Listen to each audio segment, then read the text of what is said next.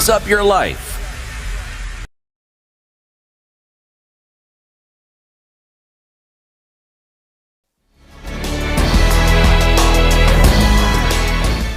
Good morning, this is the News Wire. I'm Leah. Muga schools that presented 2024 KPSEA candidates for the assessment have been advised to log into the portal and access the learner-specific reports. The Kenya National Examination Council said it had officially released the 2024 Kenya Primary School Education Assessment results. NEC announced that the results of the exams are now available on its competency-based assessment portal, that is cba.kec.ac.ke. The KPSEA assessment took place from October 28th to 30th last year, with over 1.2 million grade 6 learners across the country sitting for the exams.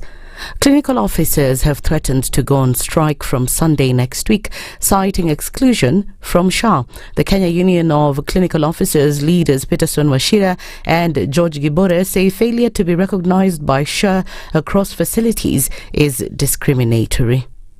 There are people who are doing business, and we have talked about extortion, whereby if today I'm requesting you, I'm having my private facility, and you are working somewhere and I don't have a medical officer there, and I have to use your registration number to do a service, then that's to mean I pay you. That is extortion. And that is what we call that this is irregularized corruption in the health system. The union has also accused county governments of breaching the return to work agreement they signed last year when they called off their 99-day strike. And we do not have full implementation of the return to work agreement of 2024. All the clinic officers under the 47 counties, under the Ministry of Health, under Kenyatta National Hospital, under KUTRH, under Madhari Hospital, under MTRH shall proceed on strike as from the midnight of 19th. The Ministry of Health has allayed fears of a possible outbreak in the country of the human metapneumovirus, or HMPV. This event comes as a recent surge of the disease in China has sparked fears of a potential global pandemic similar to COVID-19. In a statement, the ministry said HMPV is not a new virus and the disease has been documented in the past as a circulating pathogen that contributes to respiratory illnesses in the country. The ministry said there has been no surge in respiratory disease across the country and urged Kenyans to remain vigilant and observe basic public health practices. The disease spreads from an infected person to the others through respiratory droplets released when coughing or sneezing, close personal contact like shaking hands, and contact with contaminated surfaces or objects, followed by touching the mouth, nose, or eyes. Students in primary schools will have to wait longer for newly approved competency-based curriculum textbooks as government undertakes evaluation of new learning materials. Kenya Institute of Curriculum Development implemented reduction of subjects following recommendations by the Presidential Working Party on education reforms. The process has affected students from grade 5 to 8 who are now forced to rely on available materials before rationalization as government races against time to avail new learning materials. Kenya Publishers Association Chairman Kierie Kamau said the earliest students in grade 5 and 6 will have new approved books will be at the end of January, that is 3 weeks after schools reopen. Grades 7 and 8 will wait until the end of February for the new materials to be made available. And finally, Deputy President Kithure Kindiki has issued a stern warning to rogue contractors. Speaking during an inspection of the customs facility at the Swam area on the Kenya-Uganda border, Kindiki said the government will not tolerate those who sabotage various government projects. Kwa sababu kunao wanakandarasi ambao wamelipwa na serikali ili kutekeleza miradi fulani, lakini hawajafanya ile kazi ambao na mimi sijasema hapa kumefanyika hivyo. Nimesema kuna wanakandarasi ambao wamelipwa na serikali katika miradi mingi katika sehemu nyingi za taifa la Kenya, ikiwemo yule mwanakandarasi alikuwa pale Kisii wakati rais alitembea pale. Ujumbe wetu ni kwamba haitawezekana mwanakandarasi yoyote kupokea pesa za umma na kuchelewesha miradi ya serikali. That's the news wire. I'm Leah Ubaga.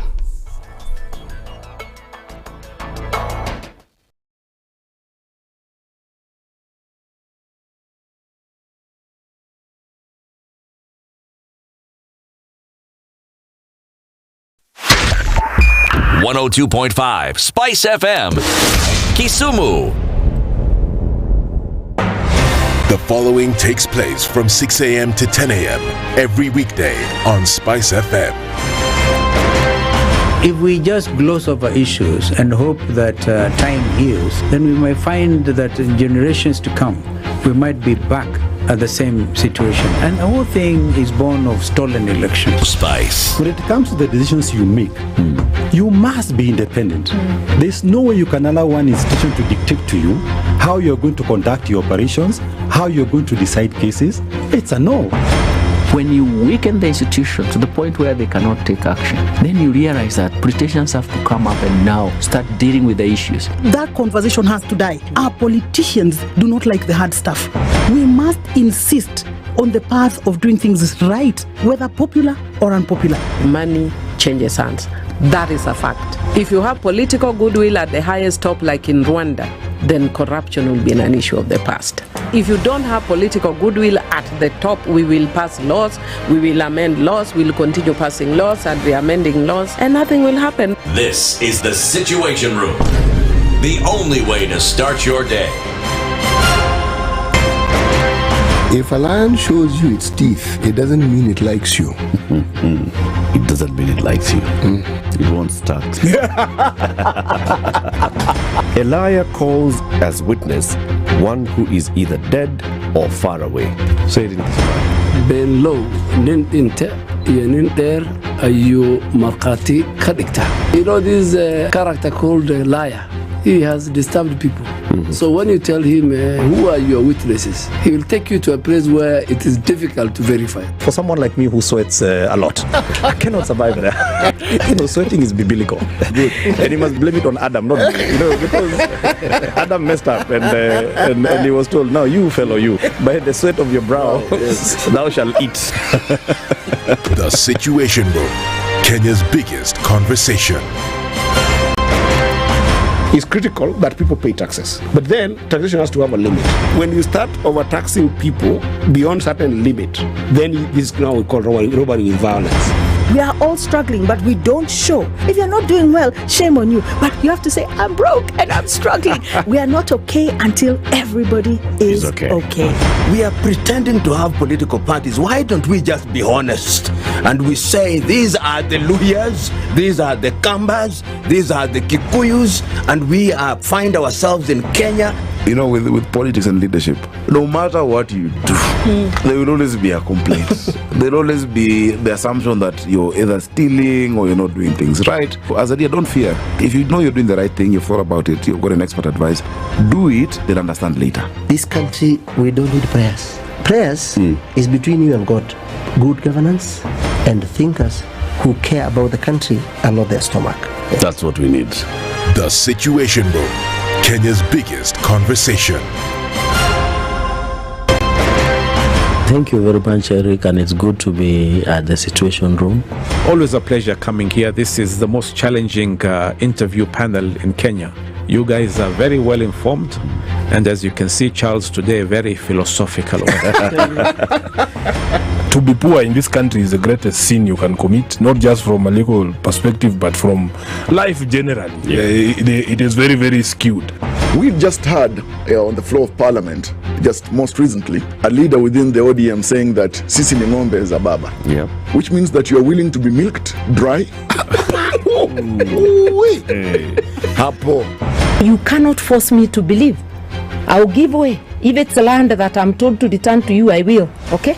Because the court has said so. But I'll continue saying, watu wamenirusha. That's all that I'm doing. The Situation Room, Kenya's biggest conversation. You tune into Kenya's biggest conversation. My name is Ramanyang. Amen. Amen. So 1 hour is over? Yeah. Oh, yeah. Okay. It gets over Can you imagine in 20 minutes. what the big boys have also done? I'm very proud of myself. When you understand about partnership in politics, it's like the way marriage is these days. When you're looking for a wife, you're like, oh, maybe you can help me pay for fees as I pay for the rent. Why should you have a lioness living in your bedroom? I have to tell you a story. I went for a prayer meeting, which was called for the spouses of candidates for senators and governors. And when I got to the gate, the lady who was the secretary, she refused to. She's telling me, no. Leo tunataka wa mama. Leo ni wa mama. I'm telling her, no. She said, no, sio siku yenu. And I thought, there's a problem here, because if it was a man, but this was a lady. It will be called First Ladies until you change the name. The Situation Room, Kenya's biggest conversation. If you go out of this country and come back the same person, then you have a problem. Buy land, 1 million. Put it there for 5 years. What's the purpose? It'll have increased in value. No, that's the thing. That's darkness. That's an eclipse. You don't do that. I hope you don't believe that a hustler is a poor person or that all hustlers are poor. I've seen that conversation. Tell us, who is a hustler? Who is a hustler? Hustler is a person who is making a living through hard work. Corruption in Kenya is a political accusation. The people who are actually corrupt are not pointed fingers at. Kenya is not free.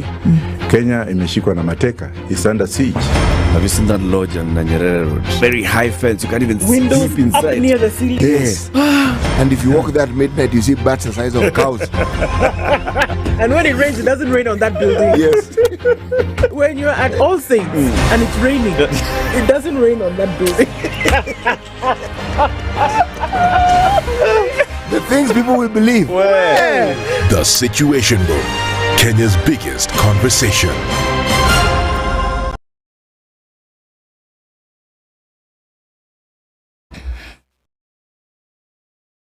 Welcome to Wednesday. A quick look at what's happening on the roads today. Haile Selassie already packed. We know that folks are offloading goods at Wakulima over there, and you'd be surprised how much of that area is actually the road. Half of it has been taken up by tomatoes and onions and things like that. So it's going to hold up traffic a little bit on that part of the road. Jago Road leading towards Landis is looking good. Not a problem here. Outer Ring is also good. Kangunda Road, you'll find your bits and bobs of traffic as you try to get out towards Outer Ring. If we take a look at the Eastern Bypass, that's flowing along really smoothly, at least for now. And then traffic coming off of that Embakasi loop is going to slow down just a little bit as folks get out this Wednesday morning. On Uhuru Highway, getting into the CBD, I think we're doing all right. Mombasa Road, I'll tell you a thing about Mombasa Road in a bit, but it looks okay now in terms of traffic moving along very smoothly. I used the Southern Bypass yesterday, so I can attest to the fact that it is open now for business. Coming off from Gong Road, you're looking good as well as on Langata Road. Let's see what happens as we get into the morning. Tell us how it looks on your end, and we'll share. Let's talk. SpiceFM KE on X, hashtag The Situation Room. Mature, intelligent talk every morning. Spice up yourself.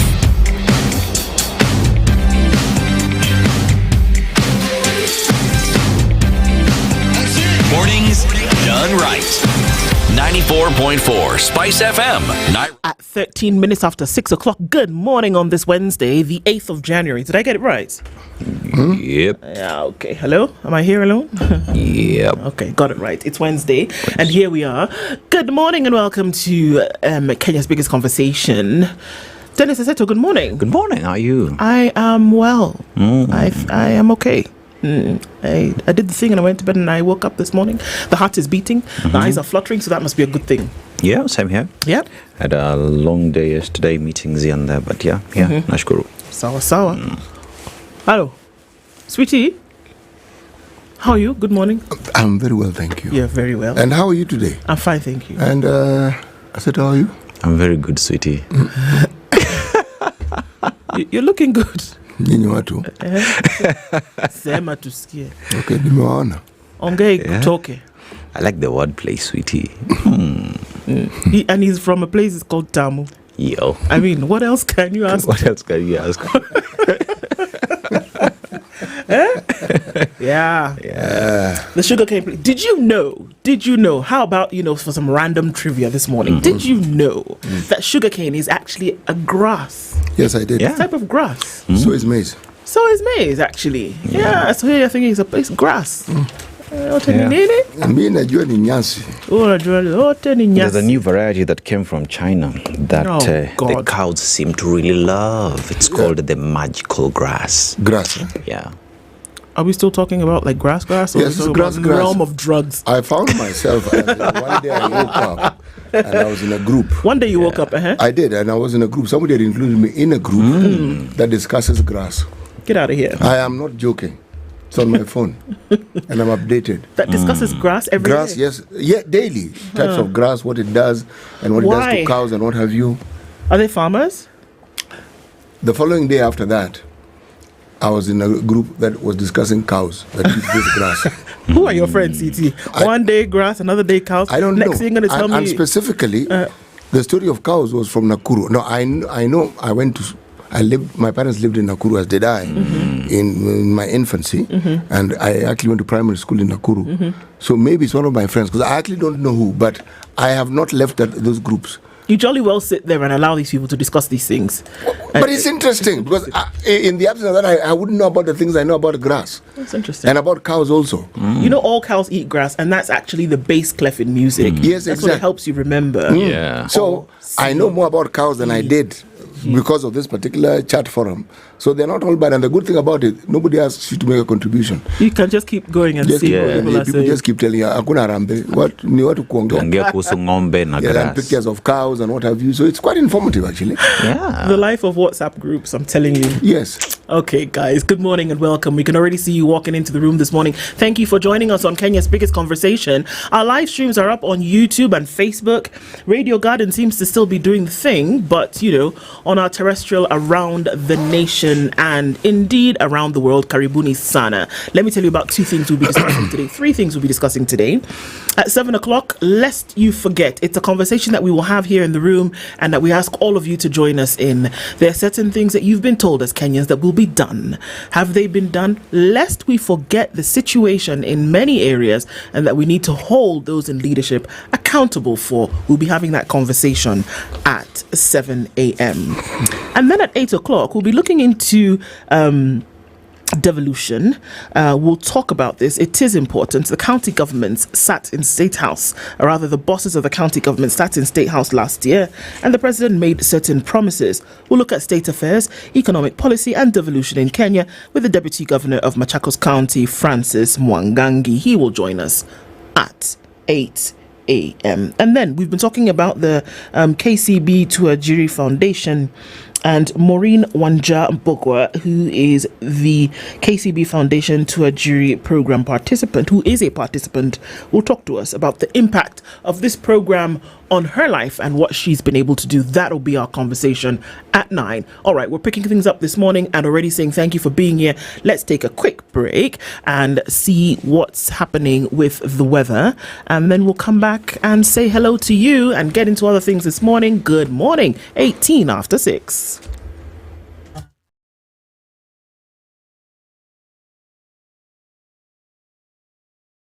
This is the Situation Room, the only way to start your day. The weather with SpiceFM. As we speak at the moment, highs of 26 degrees and lows of 14 degrees. Kakamega County, highs of 31 degrees and highs of 14 degrees. Let's go to the south of the country, that is in Mombasa. Highs of 31 degrees and lows of 24 degrees. Pretty good weather for bikini deep diving. And we go to Kinshasa, across the borders, highs of 31 degrees and lows of 22 degrees. And Dar es Salaam, highs of 31 degrees and lows of 26 degrees. And in China, highs of 6 degrees and lows of -2 degrees. And in London, the United Kingdom, highs of 6 degrees and lows of 0 degrees. That is the weather this morning.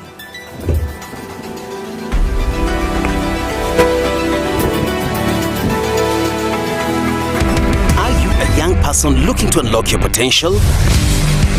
Are you ready to take the future in your hands? If so, then listen up. KCB to Jejiri is the plan. It's designed to empower young people like you, develop skills and knowledge you need to succeed in life. KCB to Jejiri combines vocational skills training, business development training, access to finance and business mentorship, preparing youth for jobs, entrepreneurship and wealth creation. Don't be left out. Visit kcbgroup.com/foundation to learn more.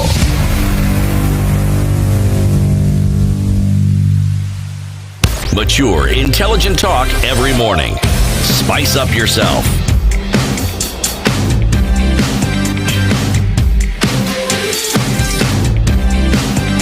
Mornings done right. 94.4 Spice FM. We say a big hello to folks who are in the room this morning. And yes, this morning we have a lot of people, our listeners who have tuned in. Let's start with Chris Maurer. Good morning. Good morning to you too. Don Sabwa. Dennis kindly asks T if he knows that scaring is the tactic art in the current Kenya politics. Is it the case, T? That? The Kenyan politics are right now, you just have to be, you're being scared so that you're... Well, there is a clear theme that revolves around instilling fear. The abductions are not an end in itself. They are supposed to bring about a certain result. Fear is one of them. Is one of them. Yes. All right. And now, Desmond Ortiz. Everybody here has a second name. Aseto Ratego, Siti Jakinda, and Ndu Achieng. Good morning. Listening from Ohanya Beach, say no to abductions, embrace criticism. I thought they name people as to how they are born. Well, yes. The time you are born. Yes. But also, unaweza kuongezewa ka nickname hivi. Wow, ka nickname? Yeah. Ratego meaning strong. Acheng is a strong person. No, born in broad daylight. Broad daylight. Well, that's the absolute opposite because I was born in the dead of night. Well, no, there was moonlight. 10:45. A nickname is added. Okay. Yes. Yeah. Good morning from Mombasa. I think maybe he wants to say Ndu Sunshine. Yes. Cyprian Kambuni. Good morning, Spice family. Jonesta Kioko. Good morning. R. Hamjambo. Hatu Jambo. George Adimo. Good morning, Spice. Listening from Rongo. Say no to abduction. We see a pattern. He should tell us if they've started mining that gold in Rongo. And Doreen Muride. They've been mining that gold for a very long time. Yeah. It's not starting at it now. Yeah. Well, they should also talk about what's being mined in Migori. Yes. Yeah.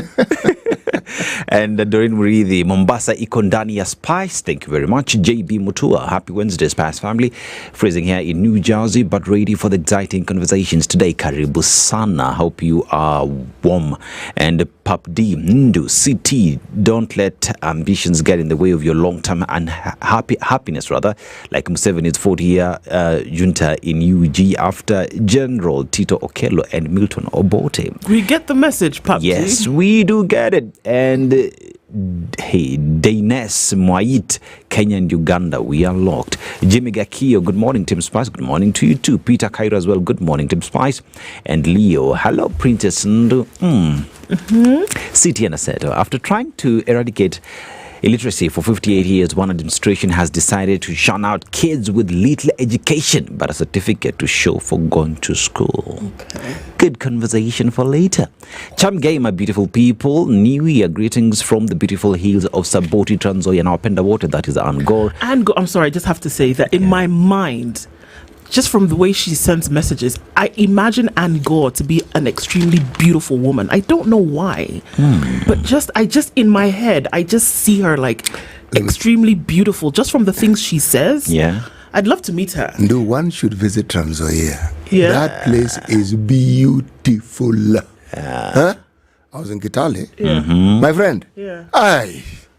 I hear it is. I hear it really is. It is a beautiful, beautiful, beautiful place. Yeah. And the maze is equally very And it has sweet. Wonderful people. Yeah. Oh, yes. Okay. Yeah. Yes. Yeah. All right. And Gore, let's just make it easy. Why don't you tag us on our socials just so we can see you? We can see you, right? Yeah. Slide in the DMs as well.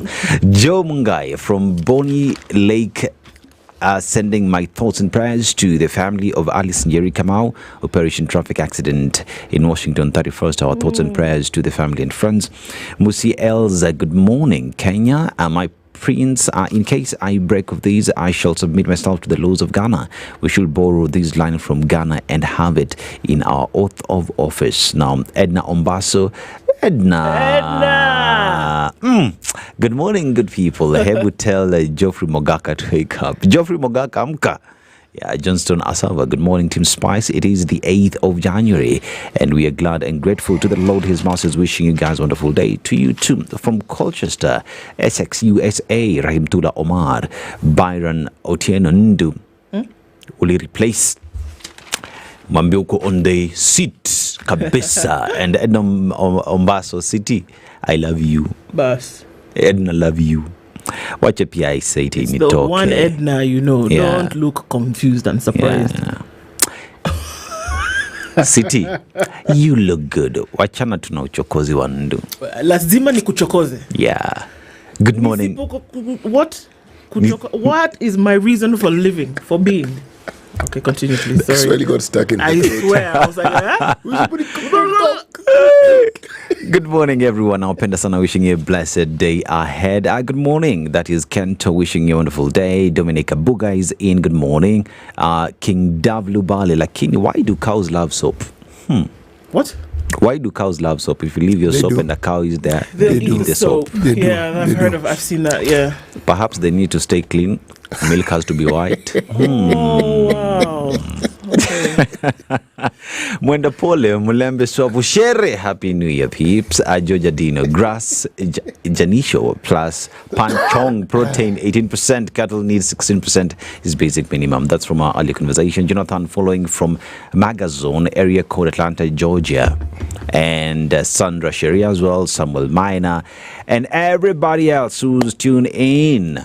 Asanteni sana, including Newton Emase from Sondu. Good morning. Everybody, the door is open. Keep coming in, guys, as we continue with conversations this morning. Let's get into our proverb of the day from +254. Yes. We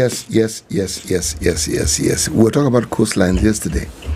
And, when we talk about the neighbor who has 3,333 kilometers of coastline, one has to ask, okay, so Kenyan's coastline, how many kilometers is it? Well, it's actually a tenth of that.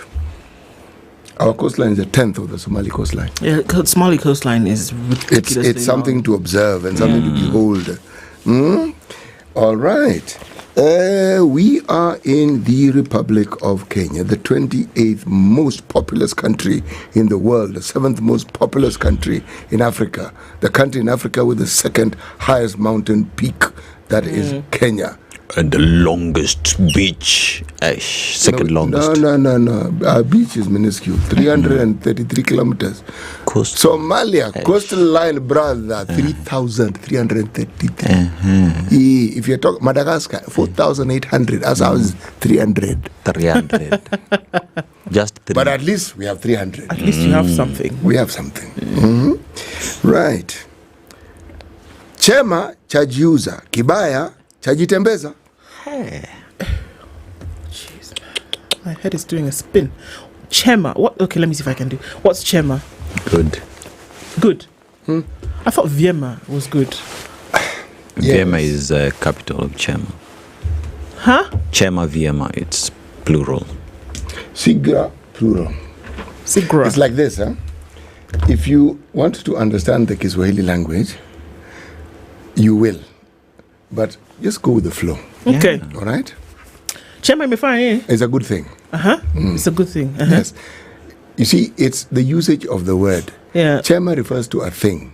Okay? Viema refers to a person. No. Oh, the plurality of it. Yeah. Chema is like that computer. This is a good thing, a good computer. A good thing. But these ni Viema. Yes. See? Yeah. You've got it. I got it. One touch. Yeah. Got it. Okay. Chema chajiuza. Chajiuza. To sell. Itself, yes. Good things sell themselves. And the bad things. Kibaya chajitembeza. Kutembea. Start with kutembea. Kutembea is to? Walk. Yeah. Okay, so kujitembeza is? Walk itself. Yes. See? Okay. Kiswahili 101. You've passed the exam. Thank you very much. Okay. Yeah. I'll take 1,000,000 points. No, that one for tomorrow and next week. Exactly. Kabisa. While you're ahead. So good things speak for themselves. Bad things walk. They do a little walkabout. A little walkabout. But you still see them. This is appear from here. Yeah. You know, yeah. Very, very interesting. Okay, so let's take a look at the headlines. Let's just do headlines quickly, then we look at traffic and come back. On the front page of the Standard, abductions. What does this man know? And I think that's the question that's being asked by quite a lot of people.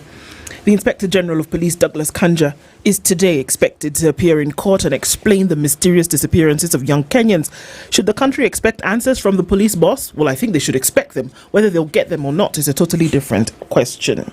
The President, William Ruto, said the police service, being on an independent institution, can make independent decisions on investigations, prosecutions, and maintain the rule of law. They can do that. He's right, though. He is. In fact, not just right. He's absolutely right. They can. You know, there's a difference between can. Which implies ability, and do, and which will. implies will and desire. Two totally different things. Bob Njagi, who is a former abductee, says that speaks volumes to there being a conspiracy. If the state did not abduct me, why haven't they asked me to record a statement in terms of an investigation as to what happened to me? Big questions here. We'll look into that story in detail. Of course, it goes down on that page to look at youth tell of their journey to hell and back. But the thing that you mentioned yesterday, CT, one thing, mum's the word for these fellas. They're going to tell you it was a horrific experience, but in terms of the details of what happened to them, they've actually said that they're actually afraid to speak. They don't want to talk about it anymore. It is purposed that way. That way. Yeah. Yes, it is purposed that way. See no evil, hear no evil when it comes to taxpayers' cash. Majority leaders, government officials, and independent institutions keep mum as Kenyans' rights are trampled upon, chewed on, spat out, and walked upon again. That last part was me adding it. Administrators, traders reel from effect of missing Form 1 class. Missing? They're not missing. We knew they were not coming. Ryla turns 80 and age has got nothing on his drive. Tough task ahead as Muhammad takes oath of office. Those are some of the stories that we're seeing on the Standard. Let's go to The Nation quickly and others. And The Nation, smack in the middle, men who owe us answers. Now, this on the spot, the rising number of abductions has put security and criminal justice system leaders in the spotlight due to their delays and failure to prevent the enforced disappearance of government critics. Their actions and inaction have seen some rights defenders initiate a court process to take the abduction cases to the International Criminal Court. And those are the images of IG and the new Interior CS Kipchumba Murkomen. And life after cabinet, Ruto sacked ministers speak. Now that is Simon Chelugui, Aisha Jumwe, Ezekiel Machogu, Zakaria Njeru, Mithika Linturi, Susanna Khumecha now, from wielding immense power to fighting political obscurity. Cabinet secretary sacked by President William Ruto following youth-led protest in June and July last year now live in the shadows. Their influence reduced to nothing. And under that, as well as we talk about the men who owe us answers, includes Benson Igonga, who is the Director of Public Prosecution, Nuruddin Haji, the National Intelligence Service Director, and Mohammed Amin, the men that owe us answers with regard to the ongoing abductions in the country. Will we get answers if they are saying, I do not know? All now, the king's men? Yeah, schools to wait longer for release of 48 billion shillings capitation. Big conversation this as schools reopened yesterday. That is a conversation we'll be getting into a little bit later.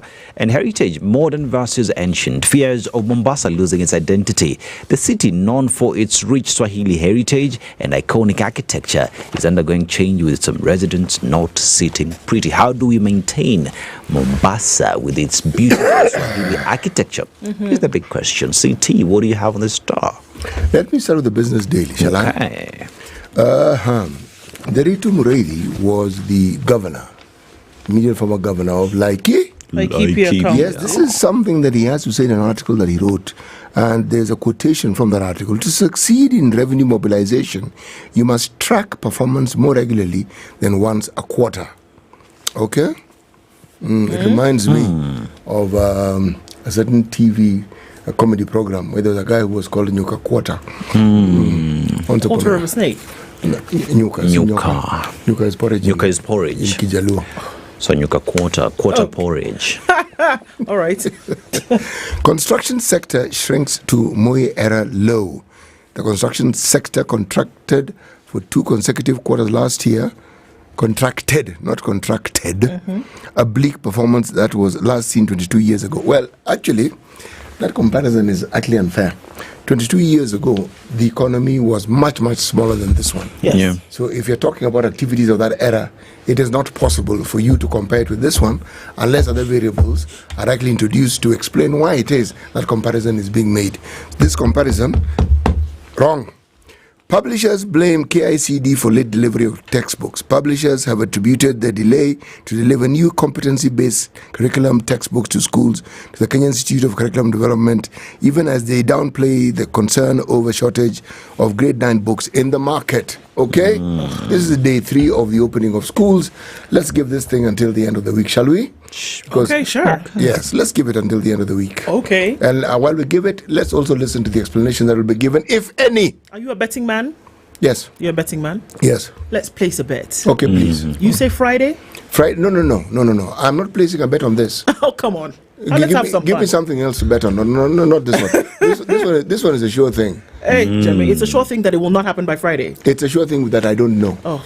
Yes. In that case, I wanted to really bet on this with you, but... This one I'm not betting on. The thing is this. The people who are in charge of the curriculum and who understand what needs to be in the books did their bit. There's no question about that. Let me tell you, man, if you knew the sort of minds we have there. At KICD? It's not funny. Some of the best minds we have in this country. If only you knew and what they can do. Yeah. Now, sadly, they've been let down by the implementers. Yes. Thereafter, it's a very different story. So let's leave it with that and go to the NSC. NSC foreign investor net outflows decline to 16.5 billion. What on earth does this mean? It means foreign investors cut their new exits from the Nairobi Security Exchange last year as a stronger shilling turned the market in their favor, and global index provider Morgan Stanley Capital International increased the number of local firms on its listing. Meaning, remember there were people who were taking flights, meaning capital money was going out of the country. Yeah. Stop. Okay. Now they're staying. They're staying here. Yeah, now, and I'm sure those who understand these things will tell us it's actually good for the country. That's what they will say. Money remains in the country. It remains in the country. Voila. Where previously it was leaving the country. All right. Ruto cuts construction of new roads by 69% on policy shift. What on earth is this? Policy shift to what? Yes, the length of new road construction in the last 2 financial years has fallen by 70%, reflecting President Ruto's major shift from the heavy investments in infrastructure development by his 2 successive predecessors. To what? You know, it's like it's a cliff. It leaves you hanging that you've made a shift in policy from this. But to what? If you're not going to spend heavily on infrastructure, then what are you spending money on?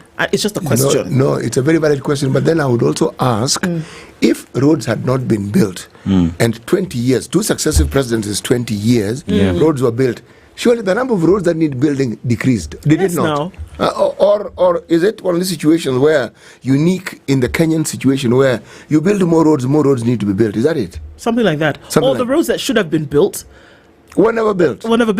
Yes, so you don't need to build them. They've been built for 20 years. They're still looking like an eyesore. We had a budget, we documented the building, and we said they were complete. Yeah. And then when you went to the ground, as you say, the ground spoke differently. The ground literally spoke differently. Like over here, this is Mombasa Road, and we talk about Mombasa Road as though it's just your run-of-the-mill estate variety road. It is not. It is a major highway.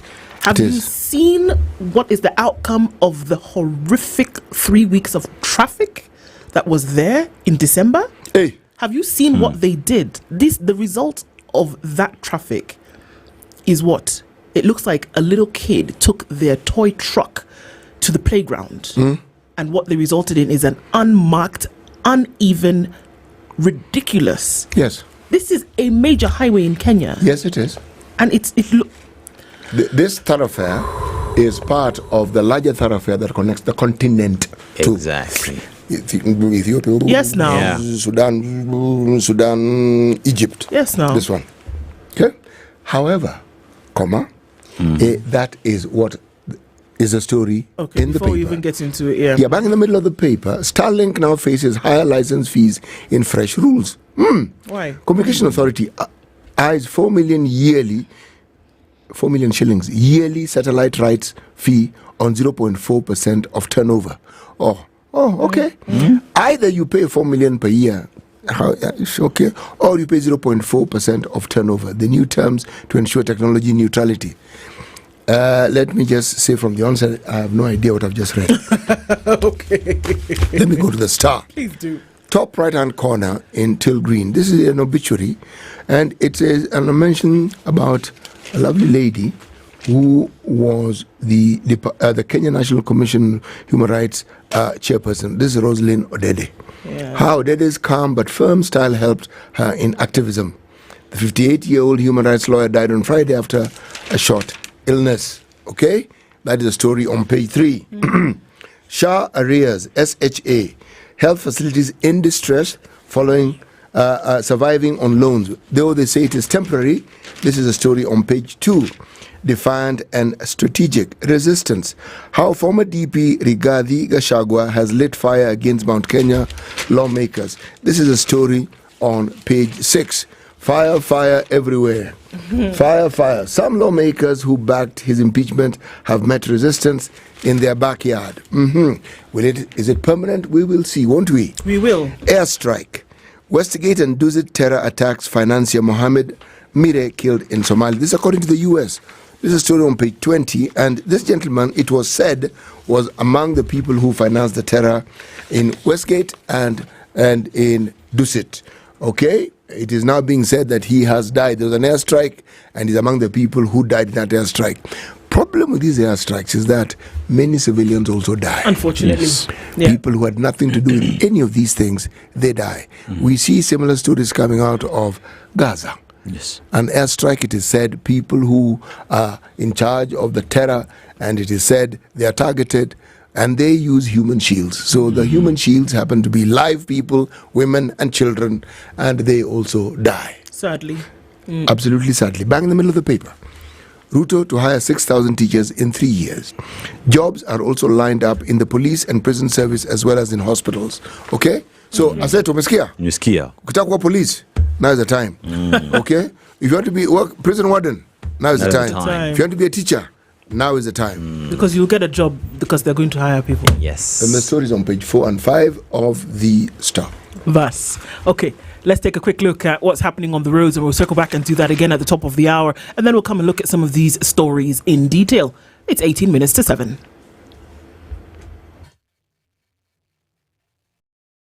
This is the Situation Room, the only way to start your day.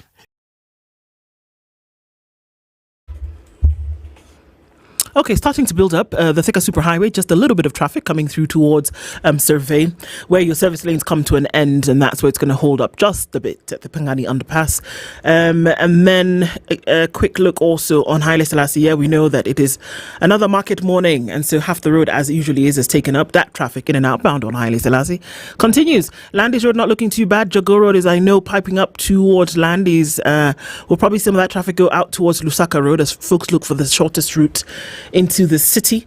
Outer Ring is not looking bad. Kangunda Road, yes, some traffic there as well. Eastern Bypass, yet to give us anything. People are getting where they need to go real quick. Let's take a look at the top of the hour, how traffic looks. We'll talk in the meantime on SpiceFM KE, on X, hashtag The Situation Room.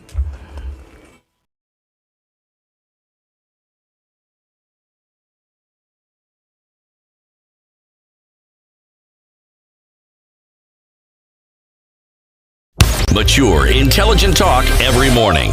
Spice up yourself.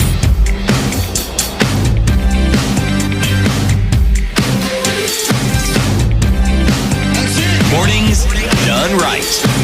94.4 Spice FM, Nairobi. Asked, what does this man know? He's supposed to appear in court today, the IG of police, Douglas Kanja, and court has said you must know some information. And I think what Bob Jaggi, who is a former abductee, has said makes complete sense. And it's just tying into some of the sentiments that you laid bare yesterday, CT. If the police had nothing to do with the abductions of these young people, older people, whomever, Kenyans, and there was a likely security threat, then the next thing you would expect was that they would begin investigations as to what happened. Yes. Nobody has called them to say, okay, you were abducted, it was not us. They have said it was not us. But then they would have asked you, where were you? What happened? Can we trace it back? Those questions should have occurred if truly it was not you. And you are tasked with the responsibility of maintaining security, law and order, things like this. So why has there been no investigation? You know, if you take a case to the police this morning, they'll probably call in the person that you complained against and start to ask questions, would they not? Or at least they will try to start finding out what has happened. This has not happened. The story is carried on page 2, and today being the day where it's said that nowhere to hide for IG Kanja over outrage caused by kidnappings, the resurfacing of the abductions whose mysterious disappearances gripped the nation since the festive period began has cast a long shadow over Kenya's embattled security apparatus. Their release coinciding with a critical moment for Inspector General of Police Douglas Kanja, who is under a court order to explain the whereabouts of other missing persons, has raised fresh questions on the integrity of law enforcement, as it should.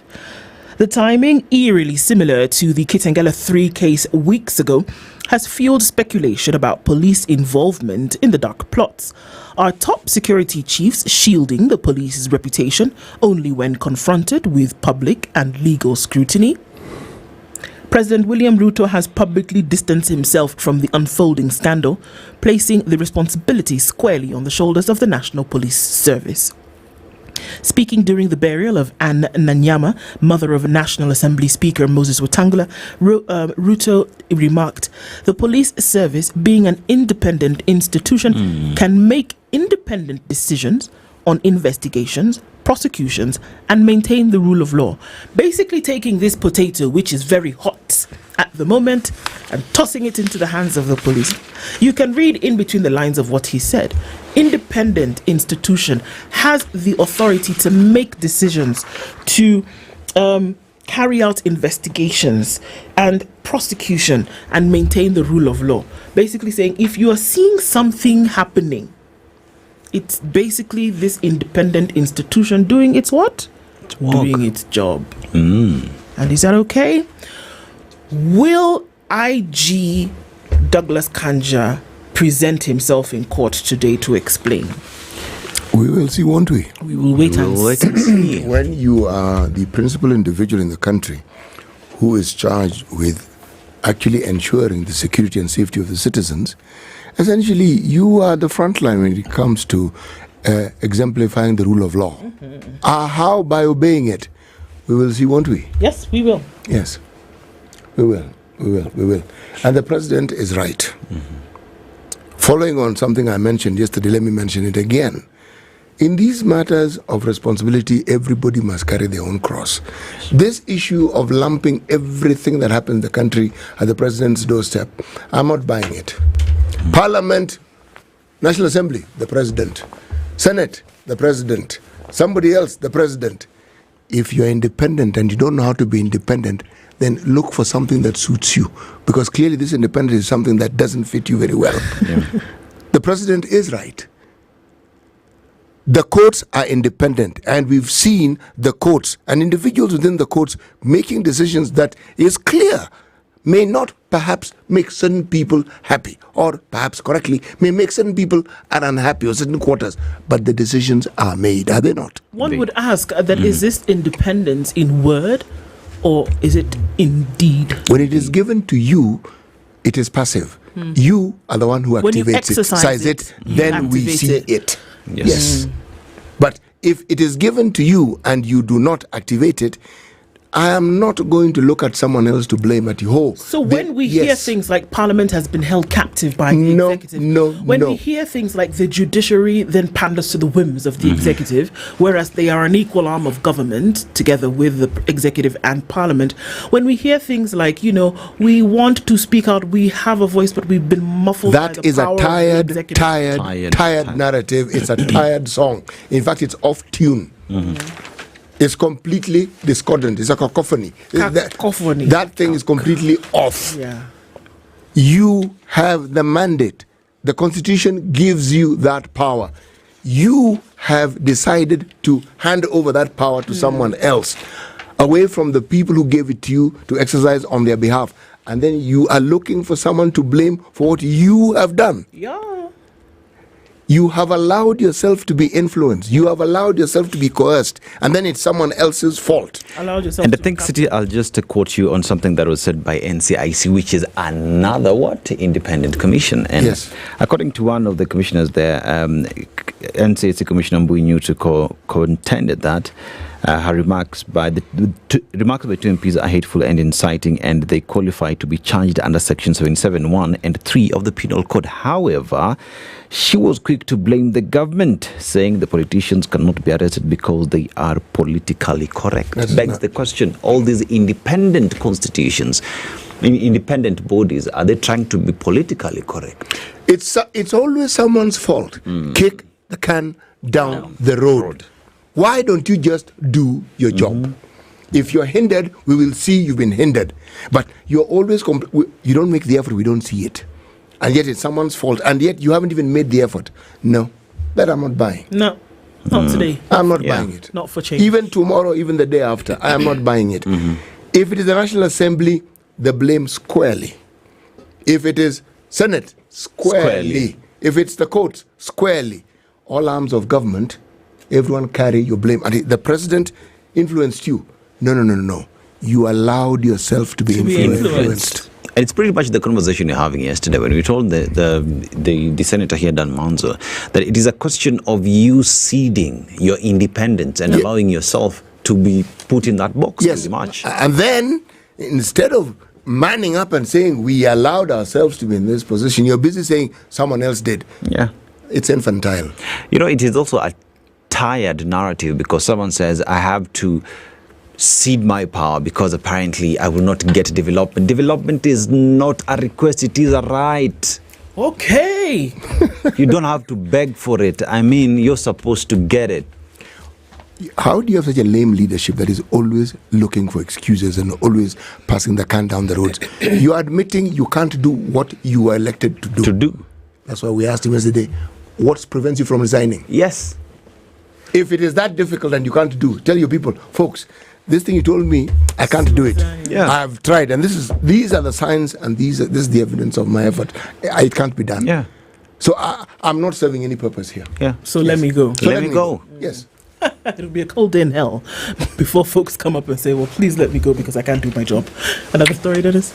Yeah, I think I want us to talk about education, but I think that will come in the next hour.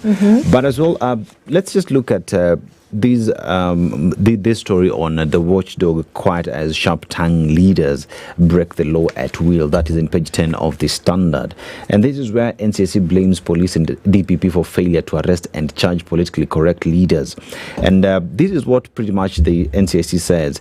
The remarks by the two politicians are likely to incite other communities against the Kikuyu tribe, which they claim is entitled to the presidency, and that the same tribe is conducting abductions. And according to the commissioner, independent institutions are no longer independent since there is interference from the executive. As we still in the realm of the independence, I mean, what stops NCIC from coming out and saying, we have launched investigations, we have gotten to this point, but you're unable to move forward because the government, whoever it is in government, has told us not to proceed?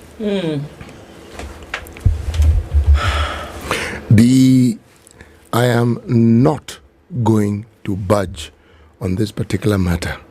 I am not going to listen to excuses where people fail to do what they're supposed to do and then they want to blame their own failure on somebody else. No. No. Time for that done. No. Okay.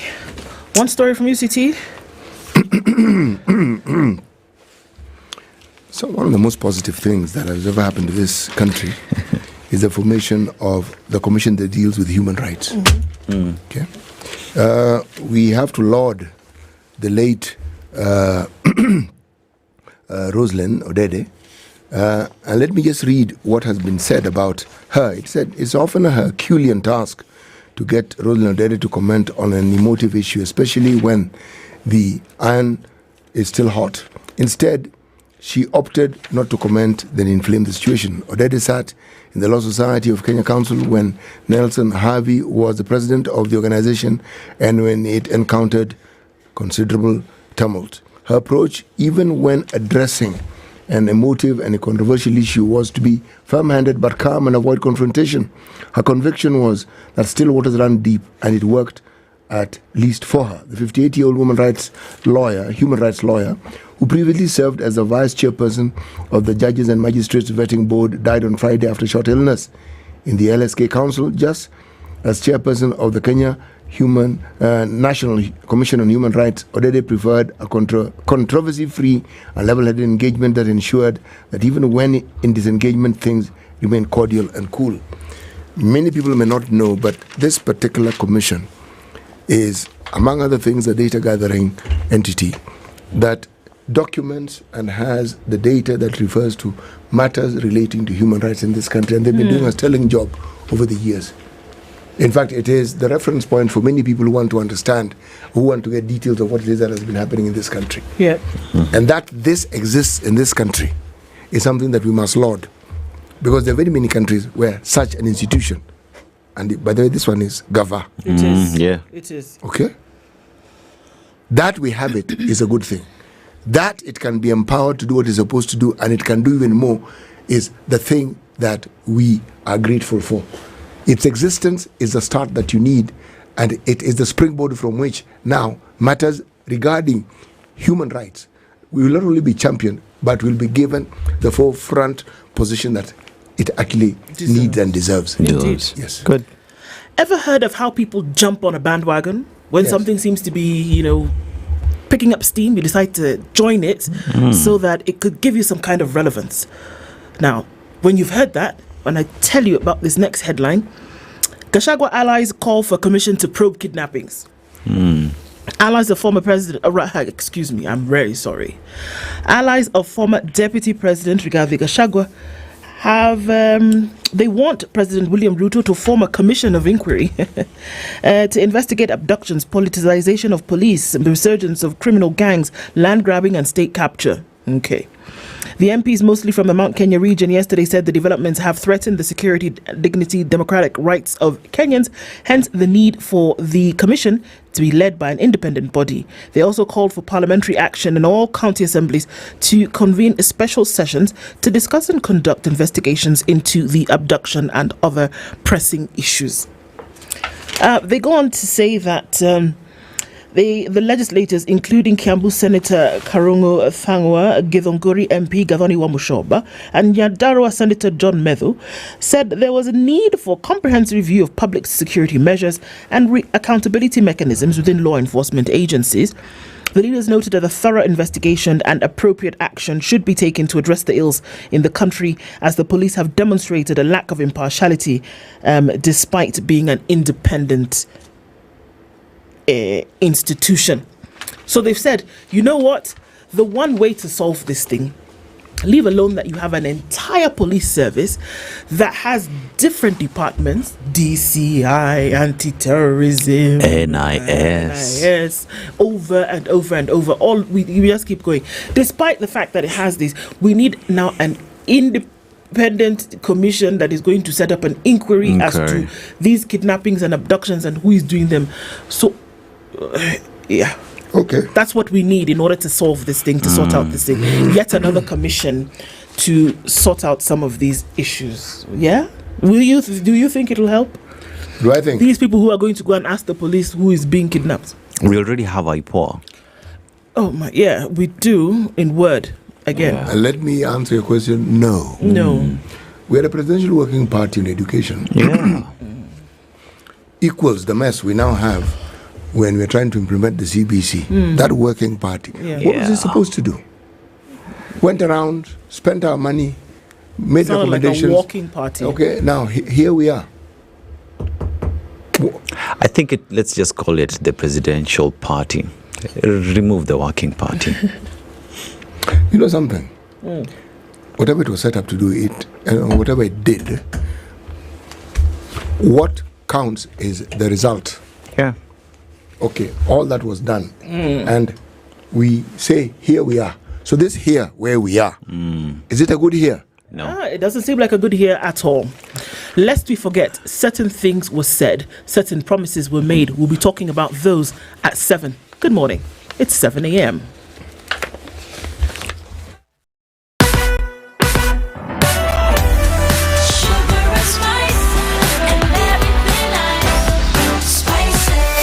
Spice up your life.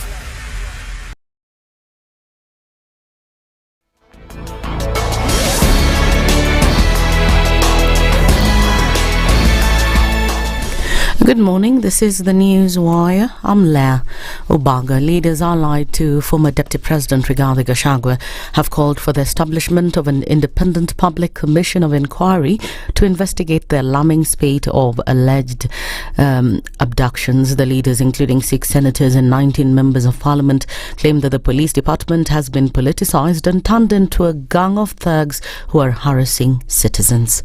We call for a thorough and transparent investigations into the circumstances surrounding these abductions, as well as appropriate action against all individuals involved. These abductions represent a systematic attempt to silence dissent and instill fear among the populace of Kenya.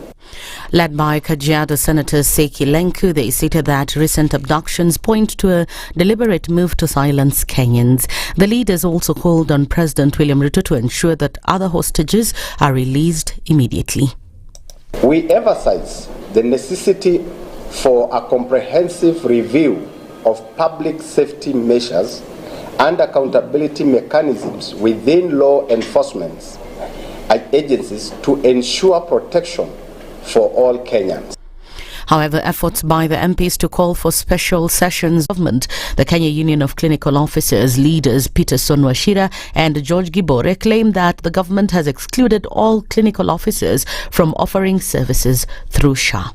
There are people who are doing business, and we have talked about extortion, whereby if today I'm requesting you, I'm having my private facility and you are working somewhere and I don't have a medical officer there and I have to use your registration number to do a service, then that's to mean I pay you. That is extortion. And that is what we call that this is irregularized corruption in the health system.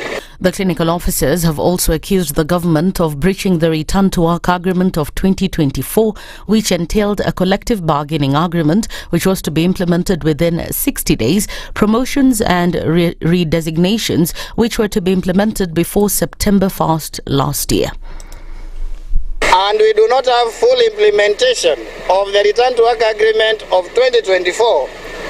All the clinic officers under the 47 counties, under the Ministry of Health, under Kenyatta National Hospital, under KUTRH, under Madhari Hospital, under MTRH, shall proceed on strike as from the midnight of 19th. Schools that presented 2024 KPSEA candidates for the assessment have been advised to log into the portal and access the learner-specific reports. The Kenya National Examination Council said it had officially released the 2024 Kenya Primary School Education Assessment results. NEC announced that the results of the exams are now available on its competency-based assessment portal, cba.kec.ac.ke.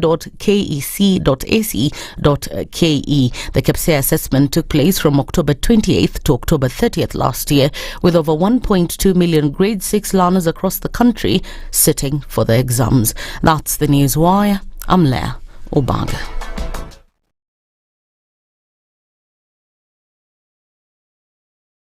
Now,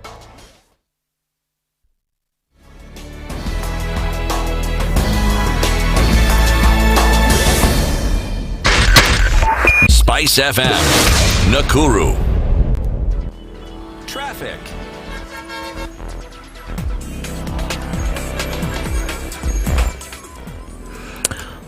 All right, a quick look at what's happening on the roads at a few minutes after 8 o'clock. Traffic is starting to build on the Eastern Bypass, getting out into the city. Uhuru Highway is not looking too bad. Some traffic on Landis Road now, and it's bumper to bumper as we get out towards Haile Selassie, and that's picking up. Some of that traffic is going to spill over towards Lusaka Road, and so that already starting to look a little bit messy. A quick look at what's coming off of Waiyaki Way. Not too bad now. Over the drift from James Gishuru slows things down just a little bit, and it's also picked up on the Thika Superhighway, as well as Kiambu Road. Some traffic there as you're trying to get into the city, and there is traffic coming off of around that museums area, touching on Chiromo and then through towards Uhuru Highway. So that looks a little bit busy right now. We're getting into traffic hours soon. Let's see what it looks like as we do. SpiceFM KE on X, hashtag the Situation Room.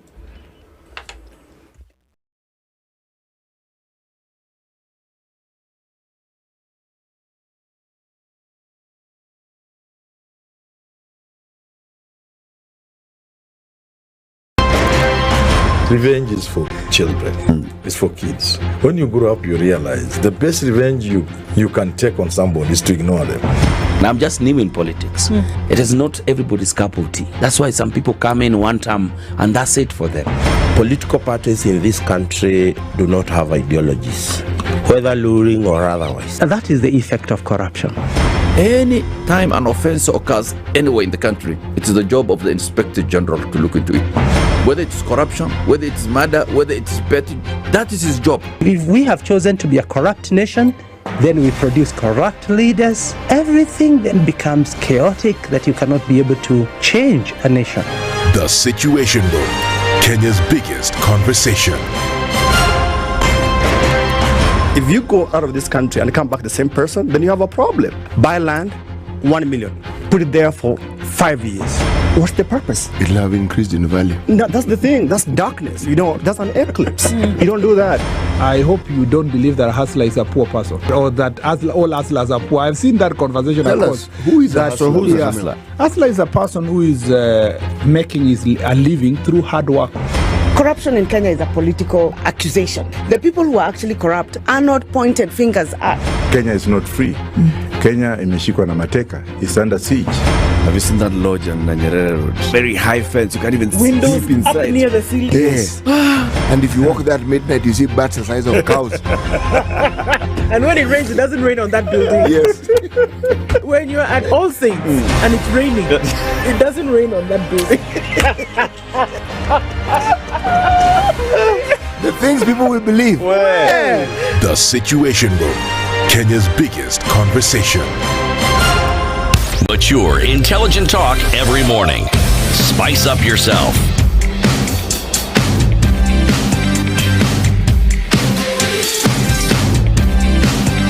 Mornings done right.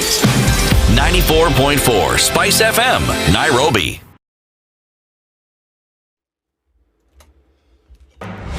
The following takes place from 6 a.m. to 10 a.m. every weekday on Spice FM. If you go out of this country and come back the same person, then you have a problem. Buy land, 1 million. Put it there for 5 years.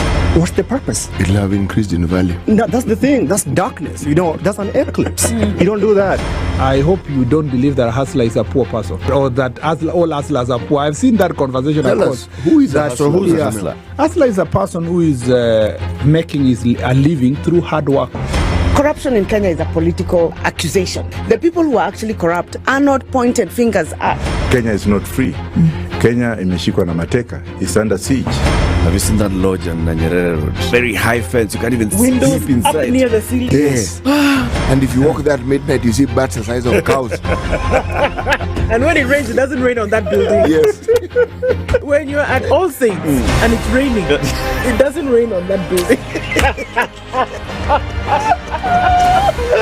The things people will believe. The Situation Room, Kenya's biggest conversation. At 9 minutes after 7 o'clock, welcome to our audiences into the second hour of Kenya's biggest conversation this Wednesday morning. And getting into it today, Karibu Sana. Our live streams are up. That continues on YouTube and Facebook. And welcome to our audiences on KTN. Lest we forget is a conversation that we'll be having this hour. Lest we forget about certain things that were said.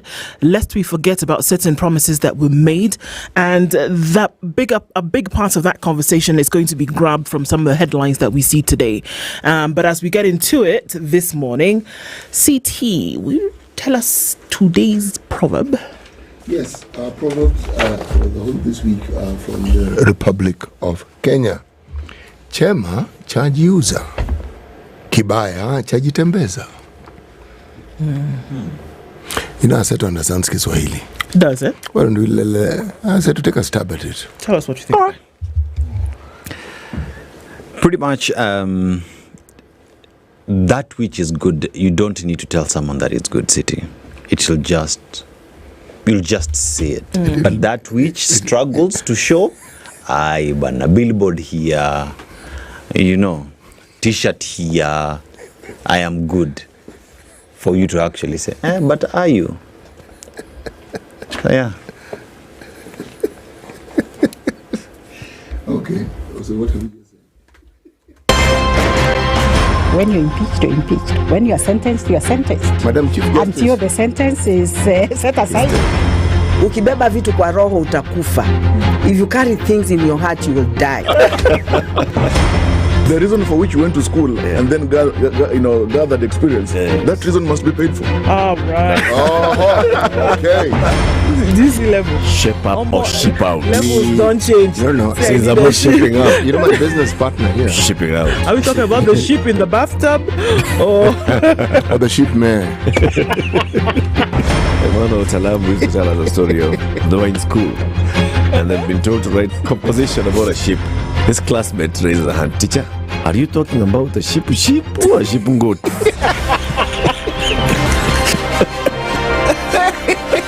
The Situation Room, Kenya's biggest conversation.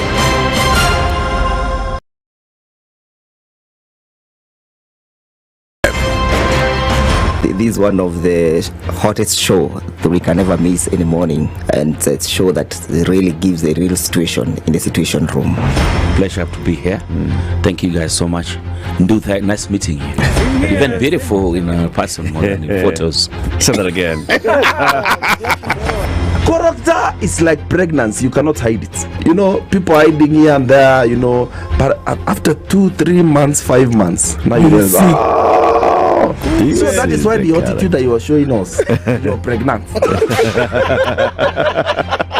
It's like what my grandmother would say. You cannot pickpocket a naked man. How's that? It's communal, isn't it? No comment. The Situation Room, Kenya's biggest conversation. If you go out of this country and come back the same person, then you have a problem. Buy land, 1 million. Put it there for 5 years. What's the purpose? It'll have increased in value. No, that's the thing. That's darkness. That's an eclipse. You don't do that. I hope you don't believe that a hustler is a poor person or that all hustlers are poor. I've seen that conversation. Tell us, who is a hustler? Who is a hustler? Hustler is a person who is making a living through hard work. Corruption in Kenya is a political accusation. The people who are actually corrupt are not pointed fingers at. Kenya is not free. Kenya imeshikwa na mateka. It's under siege. Have you seen that lodge on Nyeri Road? Very high fence. You can't even windows sleep inside. Up near the ceiling. Yes. And if you walk there at midnight, you see bats the size of cows. And when it rains, it doesn't rain on that building. Yes. When you're at All Saints and it's raining, it doesn't rain on that building. The things people will believe. The Situation Room, Kenya's biggest conversation.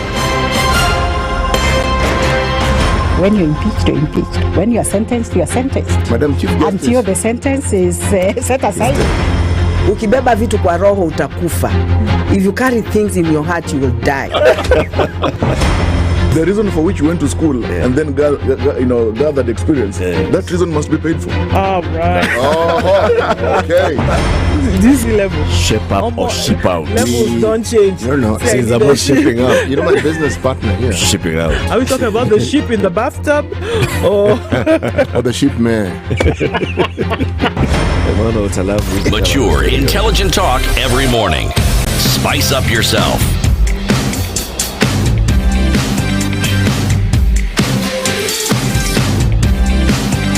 Mornings done right. 94.4 Spice FM, Nairobi. Okay, sorry about that, folks. We had a bit of a technical issue that being sorted out, and that's why you heard things the way in which you did. But it continues this morning, and we continue with that conversation this morning. Let me tell you very quickly about Cradle, all right? Cradle is hosting its first annual Study Abroad Conference. It's Africa's largest study abroad program that uses cutting-edge technology and its expert student counselors to help Kenyans search, match, and apply to over 600 universities in 45 different study destinations. So, the 18th of January, the Gallant Mall is where everybody needs to show up in Parklands in Nairobi. And on the 27th at the Okoh Hotel in Eldoret, it's the first of its kind ever organized in Kenya. It's the first study abroad conference, and it's bringing top experts from Cradle and international universities from across the world. The conference is packed with the most knowledge you will ever get at one place to make your best study abroad discussions. It's not your typical study abroad fair, so what can you expect? Learners will learn about AI-powered scientific tools to start to study. There will also be the event highlight, a thrilling battle of study destinations where you will get the inside scoop on the best countries for your higher education, and you'll also there will also be tailored breakout sessions where you can get information from university representatives. That's not all. You'll meet international university reps from around the world in face-to-face conversations. It's not just another study fair. This is the first of its kind study abroad conference. It empowers you to make the most comprehensive study abroad decisions to own your future. It's an invite-only event. Limited slots are available, but it is free to attend. What you need to do, register www.cradle.com or call 0799 00044 or 0799 00044. All right, lest we forget, it's a conversation that we're having this hour, and it's born from several things. And we invite you to have this conversation with us as we look at some of those. All right, lest you forget, there are certain things that you were told would happen. And one of those big ticket items is on the agenda for the current government. Was education. We are in a place where it is necessary to talk about this as one of the fundamental pillars of any economy, what you do with your nation's education. I'm looking at the manifesto that the UDA party shared and said, look, the plan, it was actually called the Kenya Plan. It was what the nation was promised was going to happen should you put this particular government into place. And there were very many sectors that were discussed, but far be it from me not to look at what was said specifically about education, and I'll tell you why. That there are certain things going on at the moment, and some of those make the headlines this morning. Administrators, traders reel from the effect of missing Form 1 class. They're not missing, there is no Form 1. So traders who would normally bring in larger amounts of, food and produce and things like that are now seeing a reduction in business. Which was to be expected. We were told that was going to happen. But let's look at other things that are making the headlines. Schools will have to wait longer for the release of 48 billion shillings of capitation. Now, remember over the weekend we did hear from the CS, Julius Ogamba, that 50% of capitation was going to be released to schools. We assumed that was going to happen at the opening of schools, which was yesterday, today, and it continues into tomorrow. Well, Treasury Cabinet Secretary John Mbadi says public schools will have to wait longer for funds from the National Treasury, and said it will release 48 billion in capitation later this month. Schools opened yesterday. It's not waiting for anybody. That capitation is needed yesterday. It's not needed on the 31st of January. And even the 31st of January that we're talking about is in hope. It is in hope that it will happen. It is not that it is actually happening. It is in hope that it will happen by the 31st. On the same page, junior school teacher shortage continues to bite. On the manifesto, lest you forget, one of the things that was said is that 116,000 teachers would be hired in 2 years. I think we're just getting to around 70,000 now. So yes, teachers have been hired vis-a-vis the number that is required in the country, still low. Junior school shortage continues to bite. Publishers say that there is no textbook crisis. They are working on those books. They will be out. They'll be out. The publishers say there's no problem. They've attributed delays in the distribution of competency-based curriculum textbooks to the Kenya Institute of Curriculum Development, even as it allayed concerns over shortage of grade 9 books. The textbooks for grade 9 learners are in the final stages of distribution to public schools. One would have expected that if the term starts on the 6th, 7th of January, that the books that were needed would be available when? When the schools open. On the 6th or 7th of January. Yes. Right. Not that we are now still trying to see how we are going to distribute things. Doesn't make sense to me that a nation where you have a national exam taking place in every school on the same day, that the papers can make their way to these schools in time. But for some reason, it's difficult to distribute books that's supposed to start a term by a certain date. These are some of the things that we are looking at today. And lest we forget, education is not a suggestion. Education is not a favor that you do for children in the country. It is actually a right. And I want to look at some of the things that were said about education. Brilliant picture there of the president with children in school. They talk about education being the ultimate means of ensuring an equitable society. Equitable education ensures that every child has a chance to fulfill their potential and rise to the highest level of accomplishment, irrespective of their social background. Conversely, an inequitable education system which favors those from socially and economically advantaged backgrounds is the surest way of maintaining or developing a class society. Now, universal primary education was achieved in 2003. The cost of joining a boarding secondary school is now 80,000 shillings, which is very expensive for ordinary working Kenyans.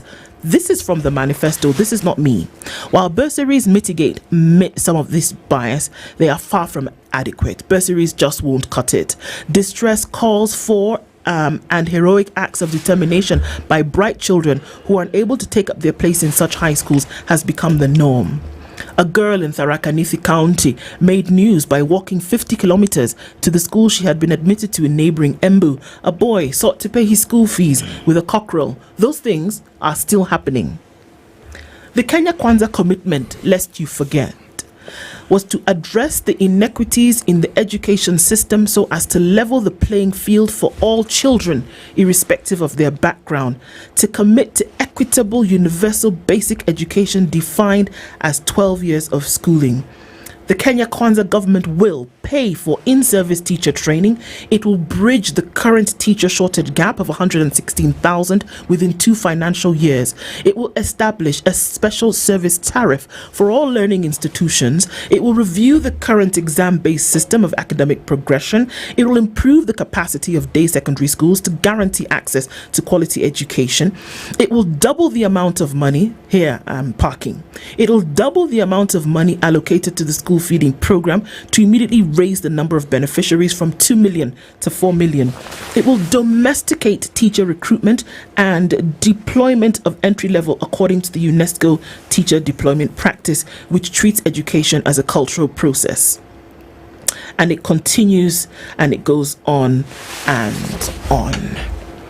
Noting that education is a fundamental right and that it is what is going to raise the profile of any society when you make sure that your nation's children are educated from early learning all the way through to university. What we see in the current is quite worrying, and you must remember that a promise was made. We've had this conversation for a couple of days, but when schools open, we are greeted with the stark reality of really how bad things are. And what are we going to actually do to sort out the problem? When you turn up in school and there are school arrears meant to be paid and you can't pay. That schools today have to ask parents to pay upwards of 20, 30, 40,000 shillings to their school fees to make up for the late capitation. What kind of rabbit hole are we staring down? And these are some of the issues that we're saying need to be addressed. When you say that school buses must not be on the road before 6 a.m. and they must not be there after 6 p.m., what have you done to ensure that within the radius of your living area, there is a school that is up to scratch in terms of standards? Can we make such edicts without making sure that the system is running parallel at every single turn? It becomes very difficult to take this current Minister for Education seriously if he spoke and said that capitation had been sent to schools. What on earth was he talking about? Because there is a clear and direct contradiction to that. The minister who is in charge of the Treasury, the Cabinet Secretary, has said clearly funds are being mobilized. Then you make a pronouncement about something like transport. Surely, some of these things need to be thought of before you actually utter them. Roadside declarations. What is our policy when it comes to transportation of students? What is the policy? If there is a policy, what is it with regards to how children should leave the homes they live in and go to the education facilities that they go attend? If I look at the city of Nairobi, there are children who traverse probably up to 40 kilometers a day, going another 40 back daily to get to the school that the parents feel is the adequate school. And the school is not around the corner. 40 kilometers is not next door to where you live. Now, when you make such a pronouncement, what exactly have you just said? You don't care. You don't know. This is where now the ignorance comes in. You don't know. You don't know what? You are not speaking on a subject. This particular individual is not talking on a subject that he has given sufficient thought to. And all the issues surrounding this are not being addressed.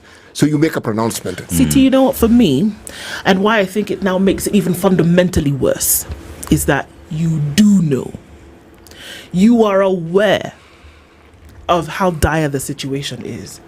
But because you need to, in your thinking, you need to say something, you need to make it appear as though you're doing a certain level of work, you make the pronouncement in spite of the real situation.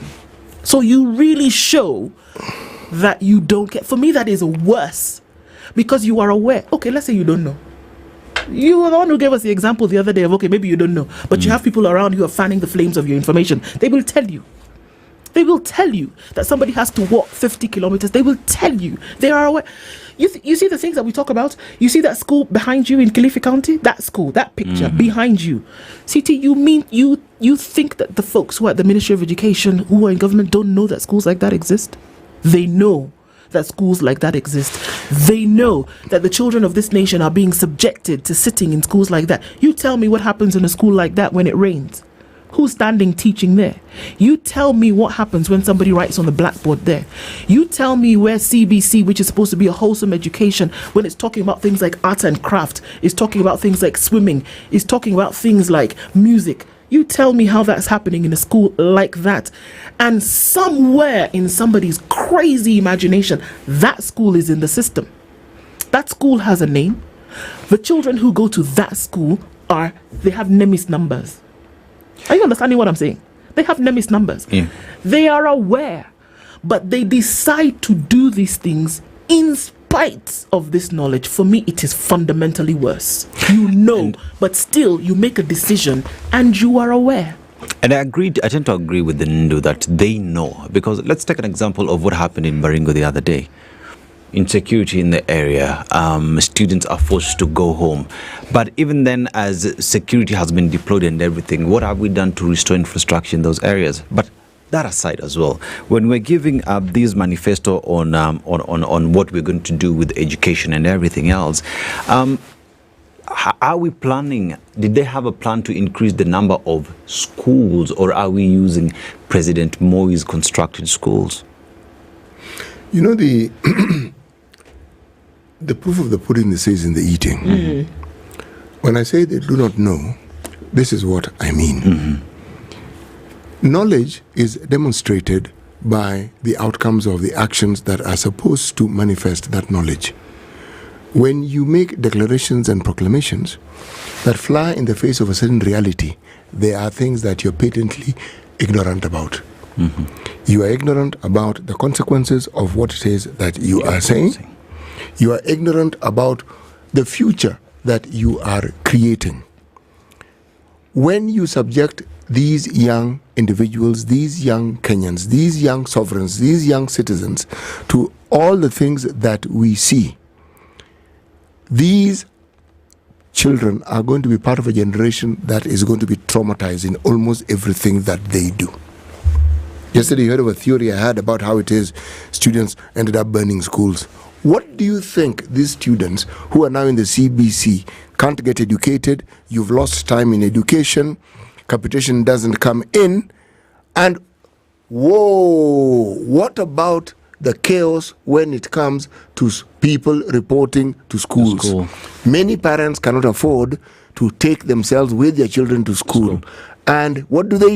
They ensure that the transport the child has drops the child at the school. And what do you meet when you get to the school? She was telling us a story of something that she was told about. Yeah.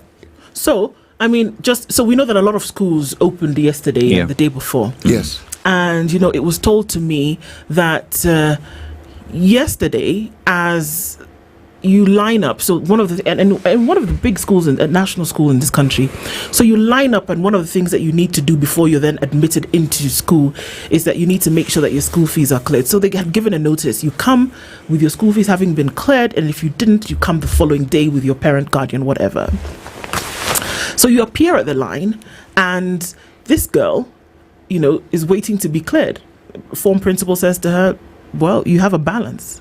And you're not in a booth somewhere. It's in the public. It's in the public. Your colleagues, your peers are just there sitting. Everybody can hear. And they're not whispering. No. You. This is the paper. This is your name. This is your index number.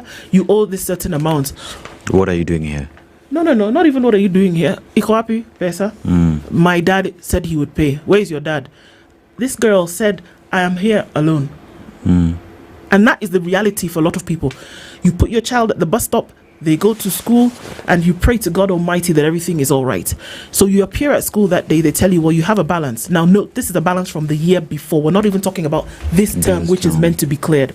Girl has gotten off the vehicle thing. Vehicle has done what immediately? Turned around and gone back to where it's come from. Instead, you're there, with your luggage, you're left. You have arrears to be paid. You have the certain term that's supposed to be paid. You've been told that talk to your parents. And then we can talk to your parents. Shouldn't and tell them the that school we don't be have talking to the parents? We don't have your payment. We cannot. So stand over there and let these other people now sort out, and we'll sort it out later. Just play this thing out. It's opening day. It's in the public. First of all, what sort of system is this? I mean, in all honesty, what sort of system is this? It's like everyone is in a stadium and you're being told to queue, and everybody can hear everything that is being said, and students are being asked, what has the student got to do with the fees that's supposed to be paid? Since when do students pay their own fees? Who is it who's responsible for this child? And what is the school's role in ensuring these things are done? And what is this thing about parading a child and embarrassing them in front of everybody so that the whole world knows that they haven't paid fees? What is this? And even as we talk about the fees, information that I've gathered so far is we have a clear government policy on how much fees is paid even at these big schools, at the national schools. And it is a capitation. It has been capped at around 52,000 shillings. But over the years, it has been increased because we need to operate. Running these schools is expensive. So this amount gets to around 80,000, 90,000, plus or minus. And there is a question where even when a student comes with a balance of 30,000 shillings, in policy, under the law, they have cleared fees. Whatever else remains is what the school has added on the fees. Well, let's go back to that, because this is tied directly to this capitation thing that we talk about. Okay, so if we go back 6 years, this is now 2025 that we are in. If we go back 6 years, 2019 is the year where capitation is still owed to schools. It's still owed. There has not been a year since 2019 where capitation has been completed between January and November. And November, where the terms end. There has always been a balance. Now, whether that balance has been carried forward is for you to, do a dance with your guests. It hasn't. And every time we have this conversation, come January or come the next term, it's been told in 2 weeks it will happen. So 2019 until 2025, when did we see the introduction of these extra fees in schools? Well, round about the same time, guys. So what happens? And this is not a make-believe Alice in Wonderland story. This is a real thing. When you join, especially in high school, in public high schools, when you join, there's a parent orientation that takes place about a month after your Form 1s go to school. Okay? And what are you told? Well, you know the situation in the country, parents. Would you like school to continue for your sons and daughters? Yes, of course you would. Would you want to see that there's a gap? Would you want to see that we're not able to feed your children in the way in which you want us to feed them if they happen to be in boarding school? We need to give them a conducive environment for them to perform. And we need this to continue. And we know the problems with capitation being released by the ministry. So what are we going to do?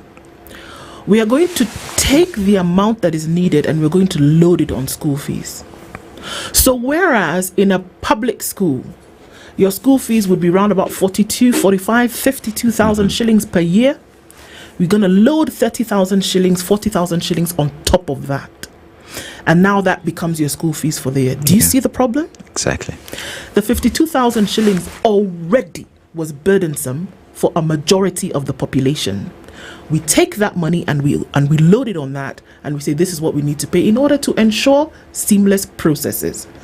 Now, playing the devil's advocate, I can understand to an extent why a school would need to do this, because they need to keep the process flowing.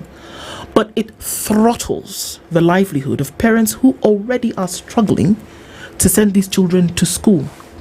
So you must ask yourself, what kind of a system allows for capitation which was prescribed constitutionally, budgeted for in the largest budget item after defense in the budget? 600 and something billion. Not million, billion.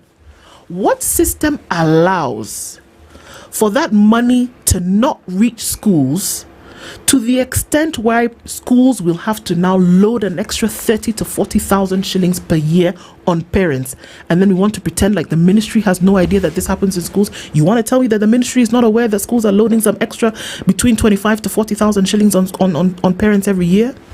You know the thinking. It helps them run. It's scapegoatism. It is. And they can run away from that reality because they think, oh, well, at the end of the day, see, wamemaliza shule. See, tumefika November. See, wameenda form 3. Is it not the same thinking when we talk about school transportation and what it is that then requires declarations? What is it that is the government's role when it comes to education? The government has allowed for a partnership between private citizens and investors into the school system. So it's like they sit back and let the private sector do their thing for them. So this fundamental right that the students have, without understanding it, that right is actually being abrogated every day by the very people who are supposed to safeguard it. So you now have a situation where the education that was promised to the students cannot be now. It's a vicious cycle. Parents don't have money. Many have lost jobs. Many have to cobble up whatever it is that they can. Now, the burden that was supposed to be lifted off them, anything that is paid for by the government is paid for by the parents and the citizens. Because the government doesn't get money from anywhere else other than from us. This is what I'm saying. Absolutely. So when you want to come out and say public school heads will have to wait longer for funds after the National Treasury said it will release 48 billion in capitation later this month, Schools open Monday without 50% capitation due to them, even as many of them grapple with lack of classrooms for grade 9 learners. That's a whole other kettle of fish.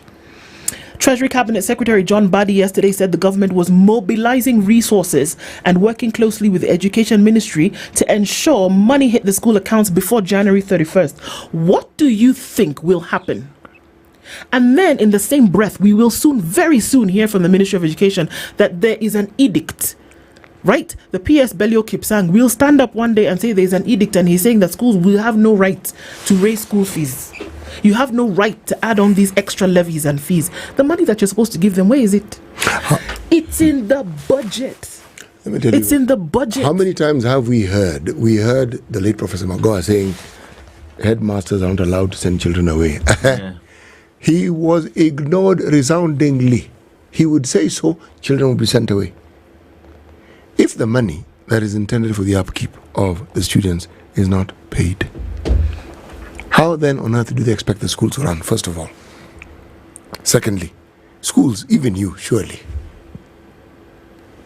you load the burden that is supposed to be on the parents who paid their taxes, which made it possible for a budget to be available for education. You load this very thing onto the parents, and then you punish the parents for not paying for what they have already paid for. So and then the poor children show up to school on a lowly Tuesday morning, and then you send them back home. Yes. Or you relegate them to a corner in the sun while you deal with those who've actually paid. That's exactly what we're dealing with. Now the trauma that I'm saying is this: do we know what we are creating?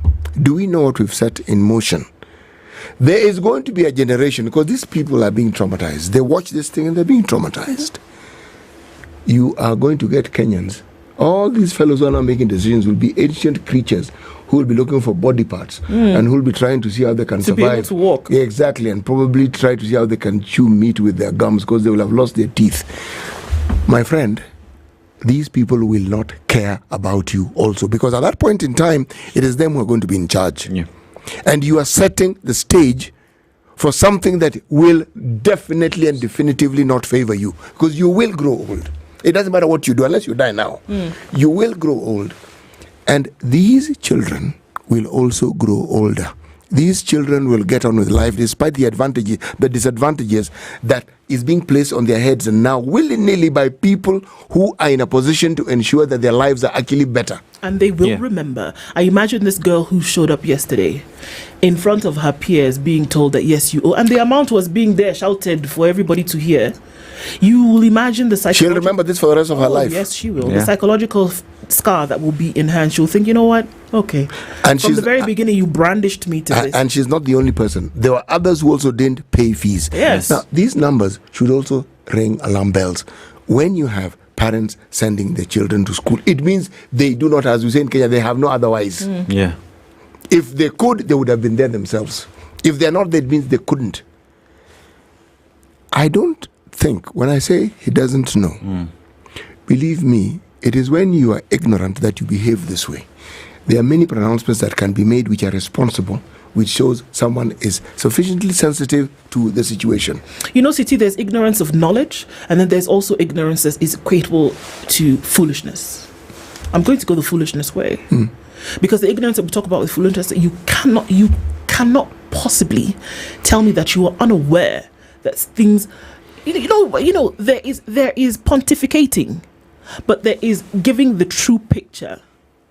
There is giving the true picture. And this is the true picture. That people cannot afford life anymore. That people are being dealt a hand that they cannot play in this game anymore. And that's the truth. So when you come and tell us that a budget item, you're not able to meet your obligations of a budget item, and that maybe 4 weeks after a school term has begun, maybe that is when you'll send 50% of what you're supposed to send, then we have a problem. We have a major problem here. And I keep telling you, look, CT, if I tell you that I love you, you will see something that will show that I love you. Oh my God, no. You will know. In the same way, if I feel nothing for you, you will know. You know why? Because I will tell you that it is my job to make sure 1, 2, 3 happens. But if it doesn't happen, I'm telling you how I feel about you. Yeah. I am telling you that, yes, okay, we've been here to make sure this education thing works. But, if it works, okay. If people can't afford, no problems. We will get to November. I'm telling you what I really feel. I'm asking you essentially to say, listen to what you are being told. If you have an education system that's in a shambles, if you have a healthcare system that's in a shambles, if you have schools like that where you have the speaker is from that county, the speaker of the Senate is from that county, where things like that are happening, they are telling you what they feel. And what we are saying essentially is that if you've been told how you feel, it's time for you to act. Don't allow this to continue. And even when we talk about the situation in our schools today, there's a time during the holidays we hosted an individual in this show who was taking us through the situation at not far from here. Actually, we're in the same constituency, the same ward actually, here in Nakuru. The way that property has been grabbed by individuals who are now running a private school there, but they managed to get that.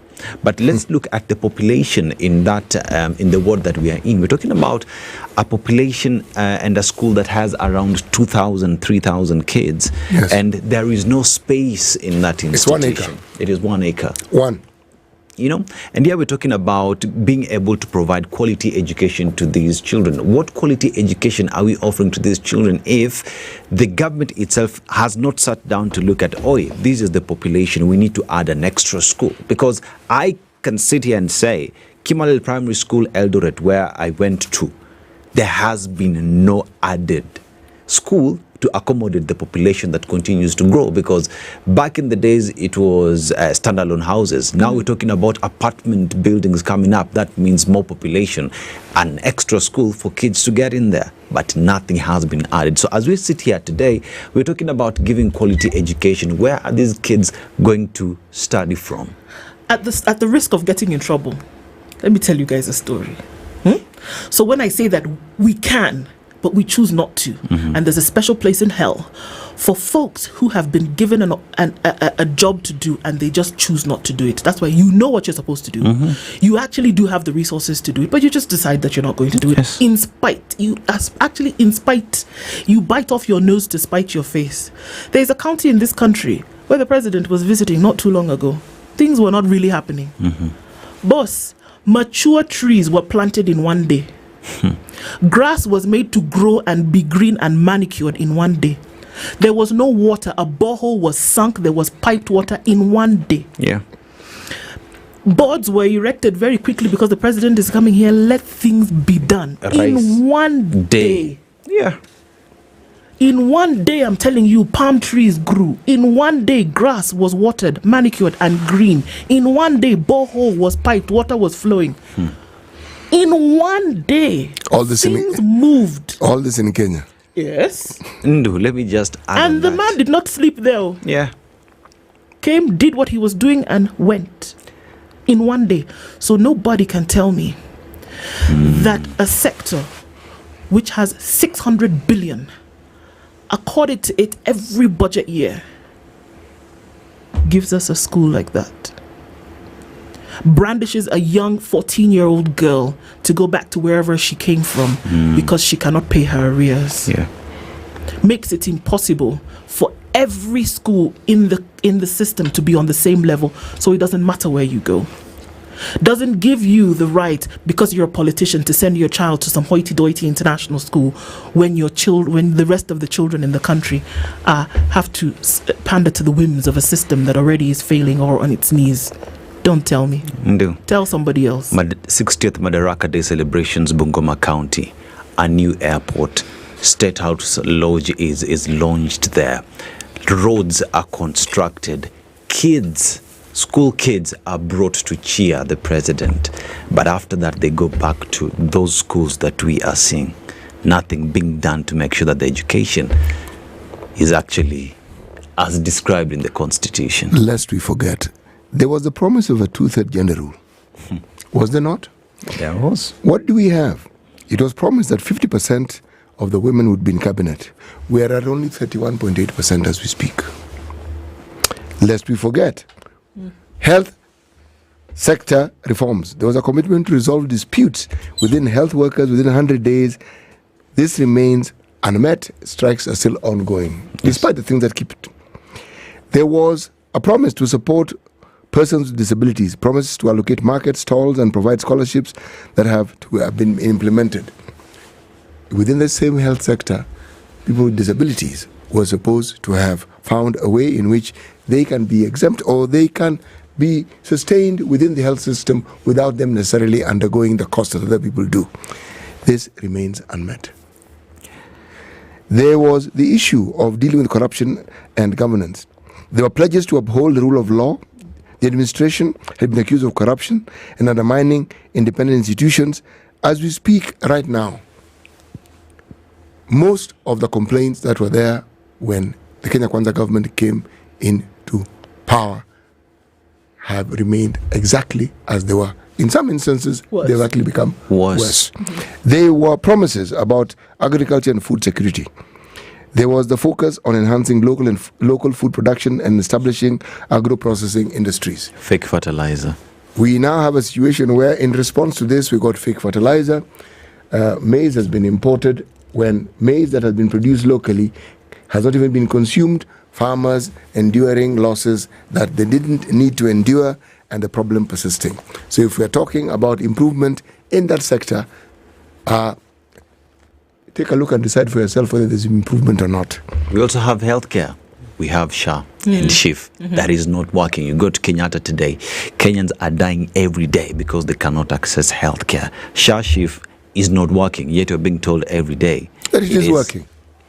Yes, there was a promise of small and micro and medium enterprises, and there's a commitment to allocate 50 billion annually in support of small businesses.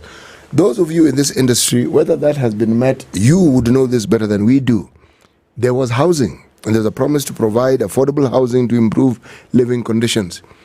We know, and we have been told, that houses are being built. We even heard from the president that keys to these houses in this particular year will be given. So this is one of these wait-and-see situations. There was healthcare. The promises to enhance access to quality healthcare for all citizens. The complete opposite, unfortunately, is what we are witnessing right now. The promise to provide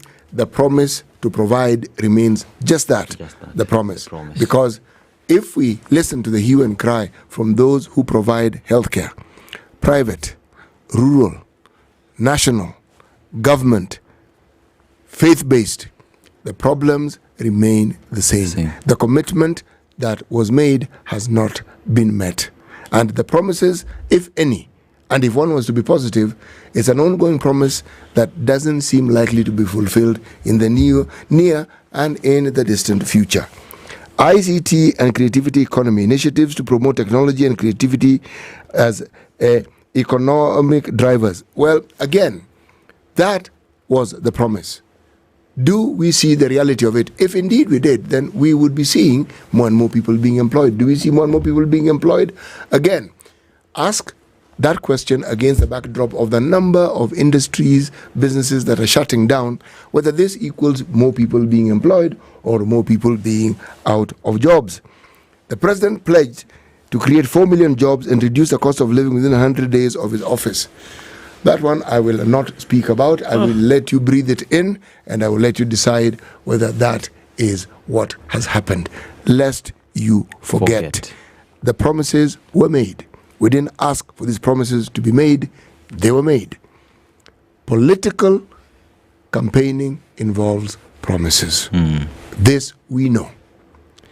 We talked yesterday about creating a culture where we speak truth and we speak with honesty.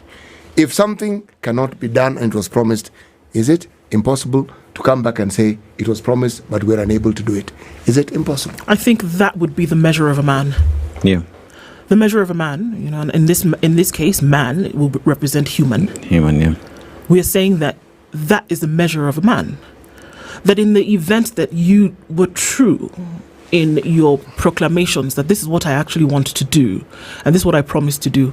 If you were true, come back and say, we wanted to do this, but because of factor 1, 2, 3, then we were unable.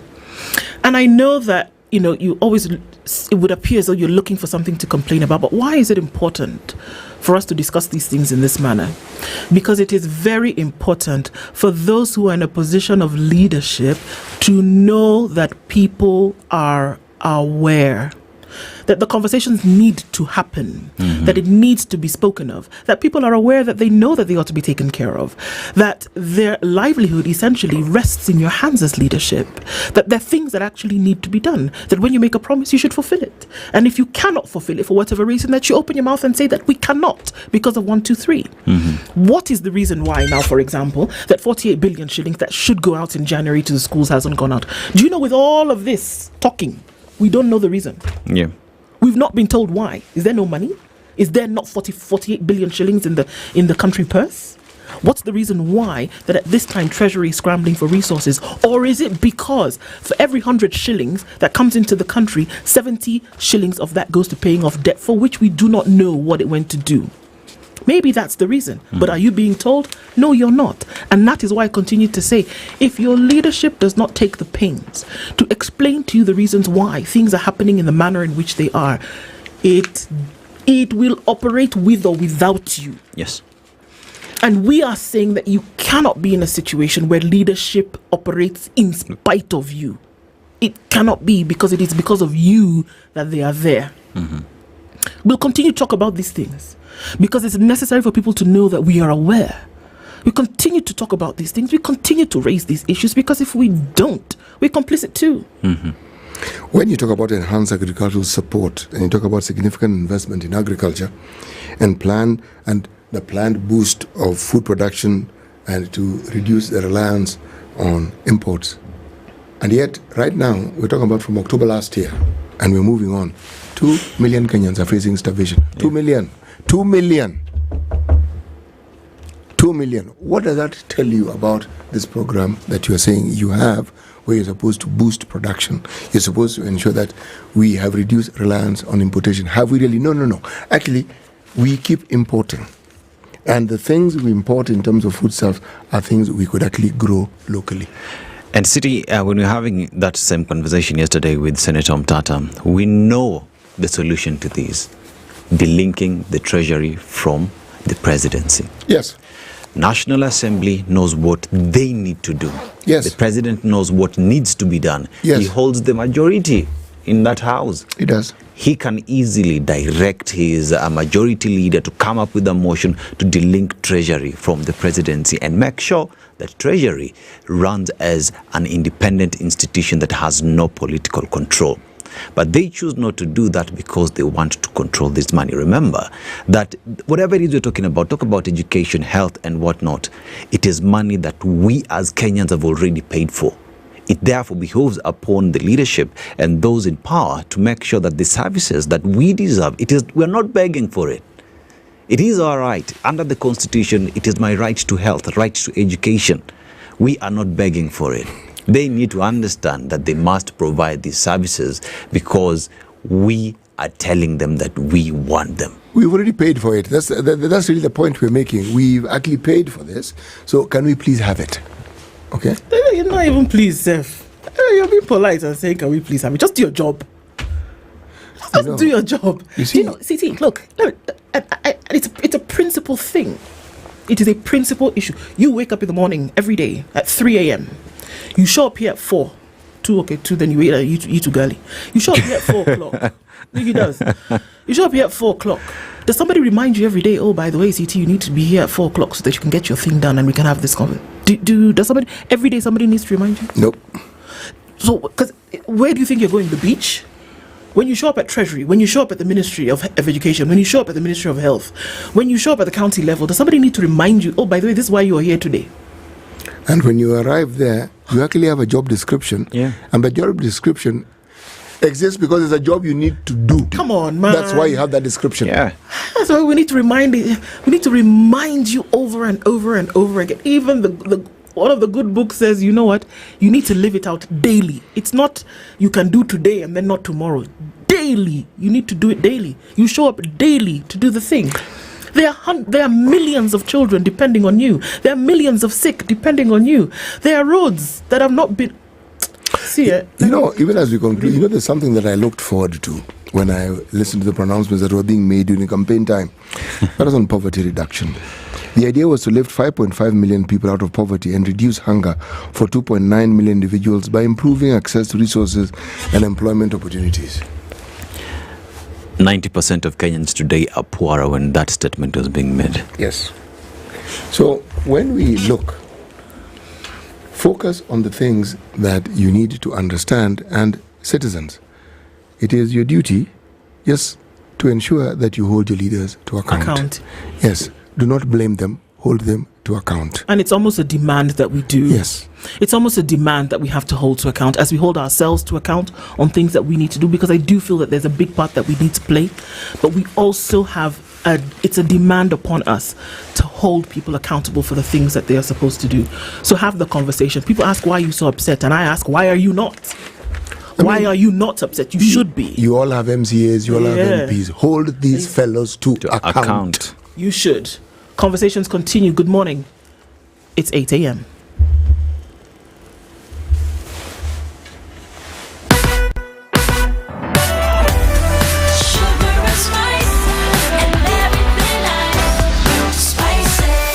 Spice up your life.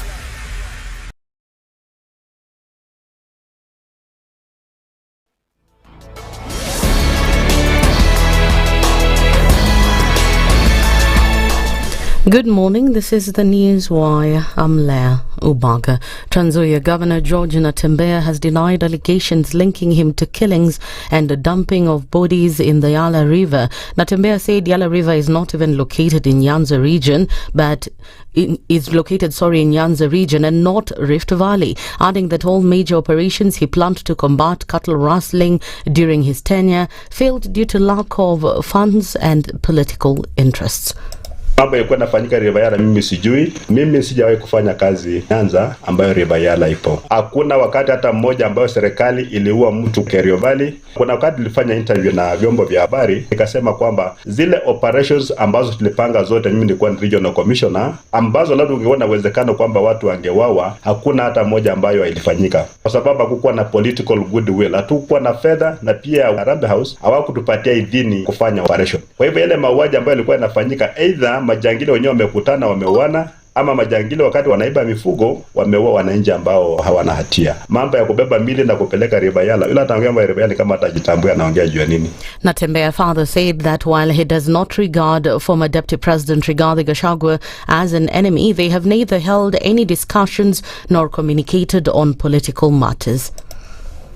Mimi ningependa kukonfirm hapa kwamba Rigathi Gachagua sio adui wangu. Hatujawahi kugombana. Mimi na Rigathi Gachagua hakuna hata siku moja tumekaa chini tukaongea mambo ya siasa. On one table hakuna wakati ambapo Rigathi Gachagua na mimi tumeongea hata kwa simu kupanga masuala ya kisiasa. Lakini kuna mtu mahali fulani ambaye anajaribu create your narrative. Natembeya na Rigathi Gachagua wako pamoja, wanataka kunifanyia bila walifanyia Rigathi Gachagua mambo ya impeachment. Na hata mtu akisema ataka kwenda kuni-impeach kwa sababu nilifanya kazi ya kuondoa watu kwenye chemichemi ya maji, mtetezi wangu atakuwa Mwenyezi Mungu, hata sitatafuta wakili.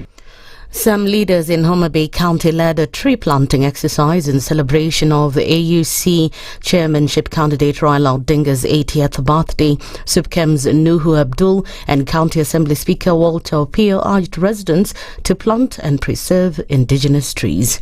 Today we opted to plant trees in honor of Right Honorable Raila Odinga to commemorate his birthday and also to give him the strength to pursue his ambition of becoming AUC leader. And this is also a sign for the leadership of this nation to strengthen the leadership of President Ruto and the leadership of Kenya as a nation.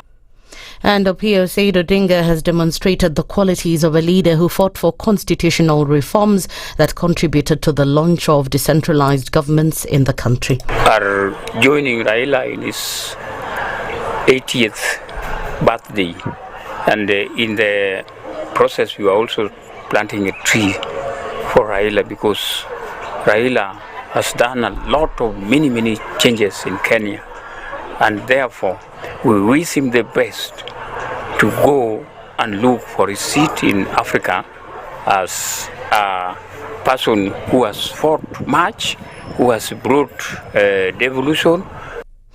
Kenyans have taken to social media to project their anger and worry after young students were abandoned outside a school compound.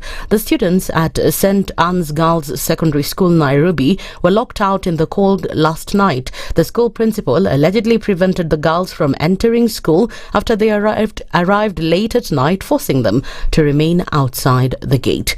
Parents and guardians at Hillside and Asha Academy in Nyeri are hopeful for a brighter academic year as the school reopens. The institution's opening comes at least 3 months after a devastating fire tragedy that claimed the lives of 21 boys. Hillside and Asha Academy's reopening marks a new chapter for the institution, which has fully transitioned into a day school following the tragic inferno on September 5th. The once vibrant boarding section has been shut down permanently, and the school's setup has undergone significant changes to reflect this shift. That's the News Wire.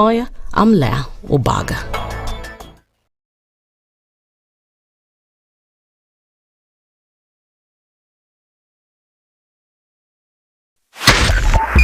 .5 Spice FM, Kisumu.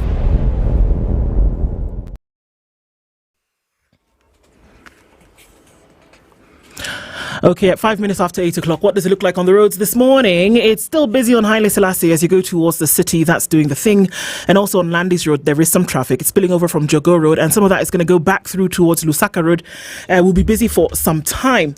Uhuru Highway right now spared for the drama of traffic, but we will see that build up. On the Thika Superhighway, traffic is trickling along.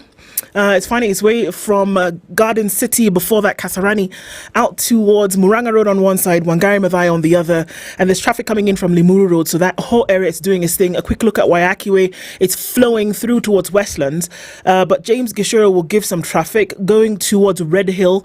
Red Hill will find its way through out towards United Nations Avenue, back onto Limuru Road, so that whole area is doing its thing as well.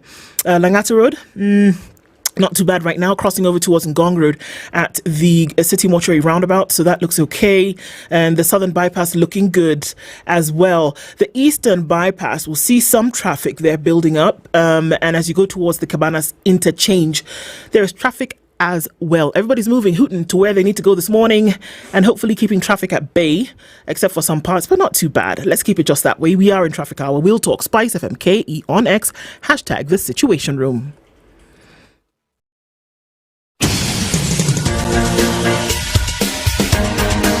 This is The Situation Room, the home of hard-hitting political commentary and penetrating insights about the state of the nation. This is a talk radio experience like no other. The Situation Room, a place for hard truths, debates, and elevated conversations. The Situation Room, witty, political, engaging, deep, controversial. In the room, we have C.T. Muga, researcher, academic, seasoned political observer, a fountain of wisdom in these politically uncertain times. Ndu Okoh, Nigerian by birth, Kenyan by choice, communications expert, mature, intelligent talk every morning. Spice up yourself.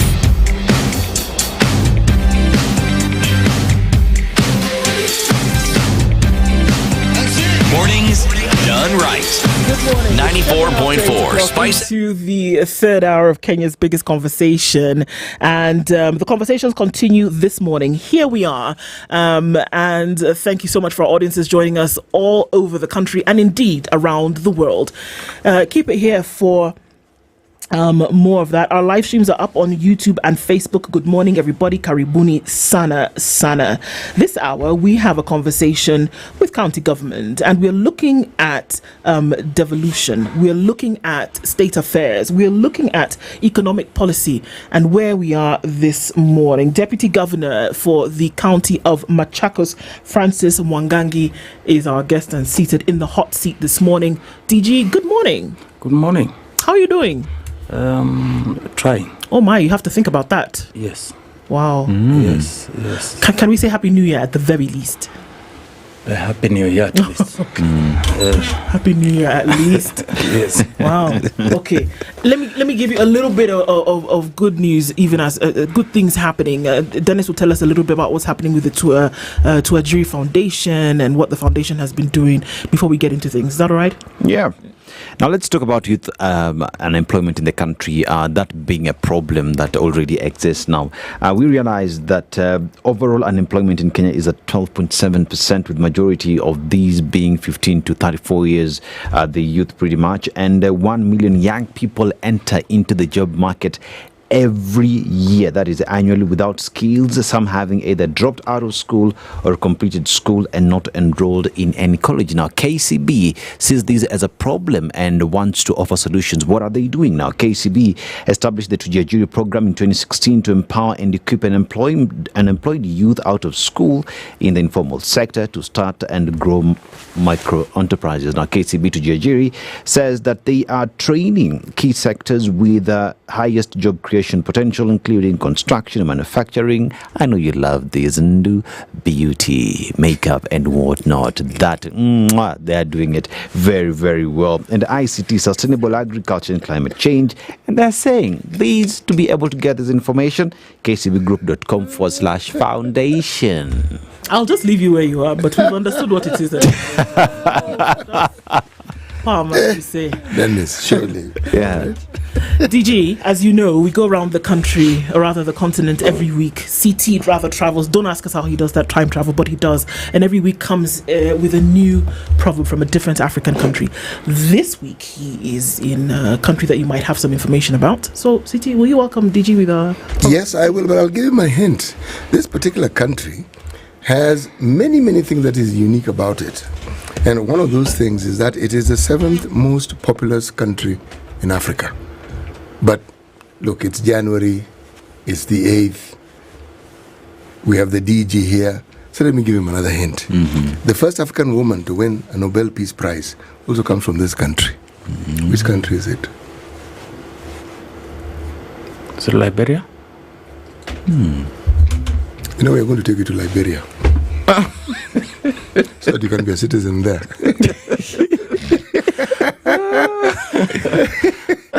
Okay, let me give you another hint. It is famous for its long and middle distance running champions on the planet. It's an African country. This must be Ethiopia. He's actually not wrong. Not wrong. With that clue that you've given, is actually not wrong. He's not wrong at all, because Ethiopia is known for this. All right. Now, final hint. It is bordered by South Sudan to the northwest, Ethiopia to the north, Somalia to the east. Tanzania. We must have you here in the studio again. I like the DG. This man is going to be my best friend. This man is clearly an East African because he has done an East African thing. The country we are referring to is the Republic of Kenya. Yes, but you're right. Some of these things that I've mentioned are true of the countries that you pointed out. So you're not wrong. You're actually not wrong. But the country is Kenya. Okay? Now the proverb is in Kiswahili. Chema chajiuza, kibaya chajitembeza. Now, tell us what you think this proverb means, and maybe tell us a little bit about how you think this proverb can be applied to everyday life. You need not to belabor much when doing the right thing. And if you are doing the wrong thing and you know sincerely you are doing the wrong thing, definitely you will do everything. You're trying to justify yourself, jumping up and down, those kind of things. Man, you've put it so very well. Thank you.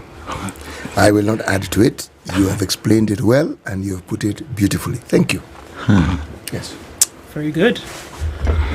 I mean, I think it makes sense and it speaks for itself, but also, even as we get into conversations for this hour and looking at some of the things, the many conversations that are happening around the country and the many, thoughts, all can be summed up in some of these things that we want to discuss this morning.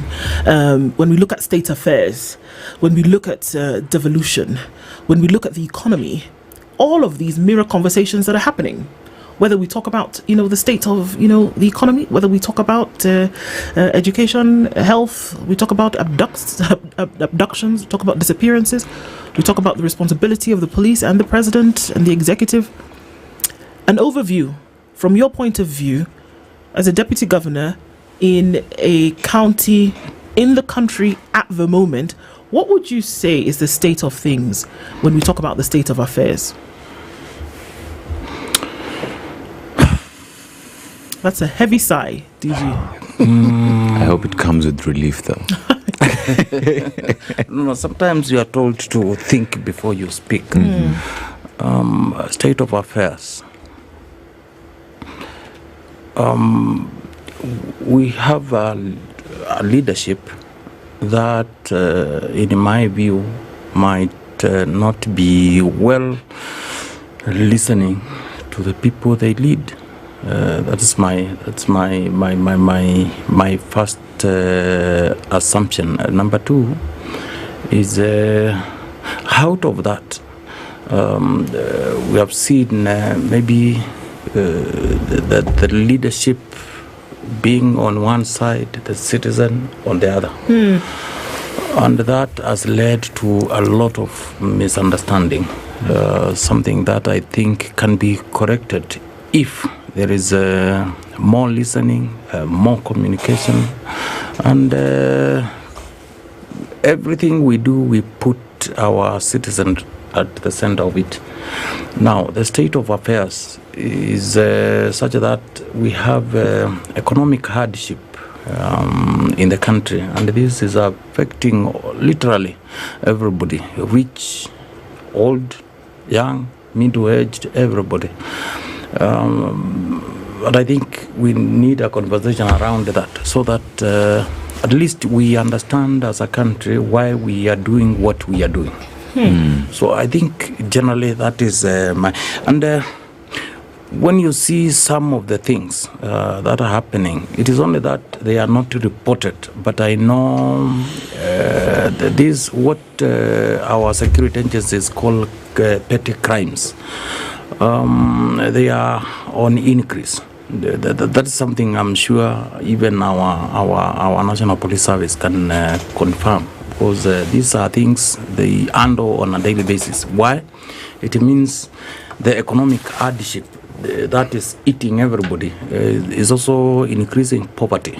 When the rate of inequality is increasing, you expect some of these things to happen. So a state of affairs is such that we need more conversation, because I'm not really sure some of the measures we take as a leadership, we are in the same page with the citizens, meaning we need more to engage. Why is that? Why is it that there is leadership, which is clearly in the minority in terms of numbers, is not able to do that which is mandated by the supreme law, being the Constitution, and expected by Kenyans? Why is that not happening? I'm really curious as to why that doesn't happen.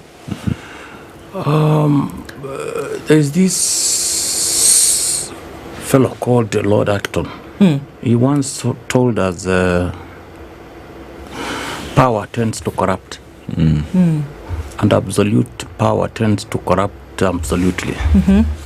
When you hear sentiments from our national leadership, these are people who are concerned about the power, not the people they lead. In the law, the last time I checked, there is something called public engagement, public participation, public input. To ensure any decision you make, you engage the citizens. Many decisions that are taken, if they are taken to the public, just is for the purpose of compliance, not to consider those inputs. And that's where the challenge is. And when you hear some people saying youths are abducting themselves, it's laughable. when you hear people say that the certain people are not in the office, they know them, they are organizing these abductions, and yet they are people in the power, and they are doing nothing about it. It's still, once again, laughable. So that form of national despair is what is causing some of these things. And I'm sure even the high taxation regime is affecting the country greatly. You have talked about the state of the economy of the country. Mm-hmm. When there is no country on earth that I know of that has been developed as a result of a high taxation regime, and I think we should engage citizens more so that we understand, we appreciate whatever the decision the government is taking and undertaking, just for the purpose of satisfying the people they lead. Would you say that the national government favors or is in support of the county system of government? They are trying to comply with the constitution. But the current Kenya Kwanza regime, I think they are more concerned of centralism. I'll say why. Mm-hmm. As a theorist and a practitioner now of devolution, the law requires that you use the last audited accounts to apportion monies to counties, which should be at least 15%. Who determines the last audited accounts? Auditor General. The national government. How does the national government base their budgeting process? Current. Is that not unfair? Unfairness in the first instance? Number two, the little that comes, most of the time comes after 4 or 5 months. You're saying there's a 4 or 5 months delay? Yes. So essentially, yes. if you receive money in January, that is money that's supposed to have been given in October. Yes, and that is not enough.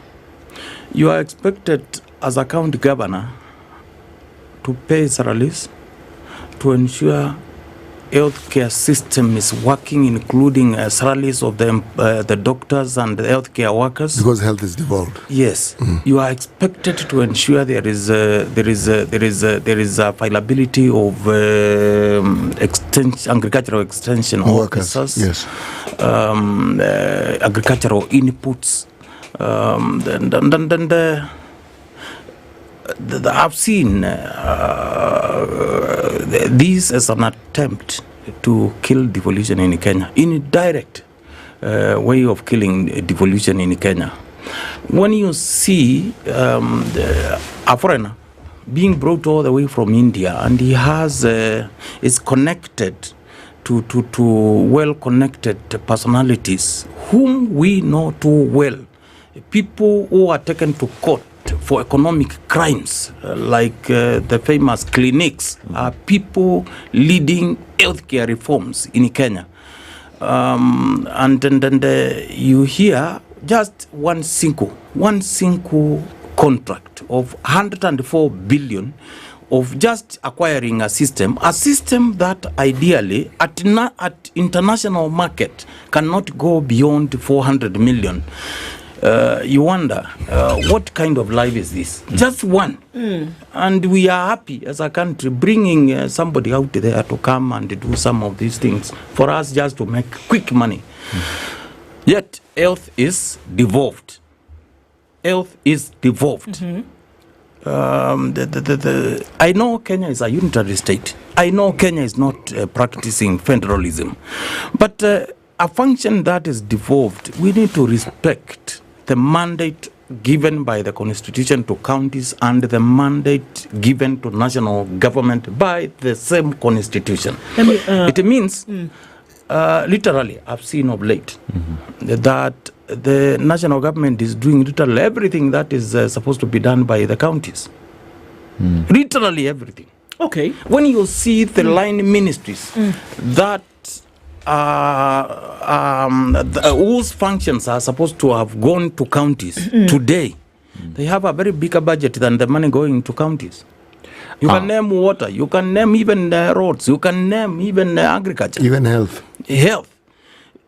So these are supposed to be, in my view, specialized departments in the national government which should aid the president in making policies in line with that which they promised the people of Kenya and ensuring the counties implement these policies. Did you allow me to ask that when these things are happening, they don't happen under the cover of night? They happen in broad daylight. Yes. When devolution is not working, as has been complained about by many a county boss and their deputies, such as yourself, we don't hear the noise. We don't hear the objection. State House invited governors last year, late into the year, and said, okay, fine. Those things that have not been devolved, we will now give you full access. Yes. We will now fund you and give you the resources that you need to allow devolution now show up. And there was thunderous applause. Everybody was very happy. Everybody went back to their counties like nothing had even happened. But while devolution was not being fully practiced and fully functional, we did not hear the noise. Why? And I think DG, as just a follow-up on that as well, and I hear the question where these functions that ought to be with the counties, it is not a request. It is the constitution that dictates what has been transferred or not. I mean, why does the Council of Governors have to go sit down with the president to agree that this needs to be transferred, yet the constitution says, take it? Yes, you are very right. I'll tell you, I will add on something. Since the last election, I don't know, we have sat several times. Sometimes meetings chaired by the head of state, sometimes meetings headed by the deputy president. And we have been getting all these promises, but nothing comes forth. So it is their responsibility to transfer the functions and the resources, but they don't.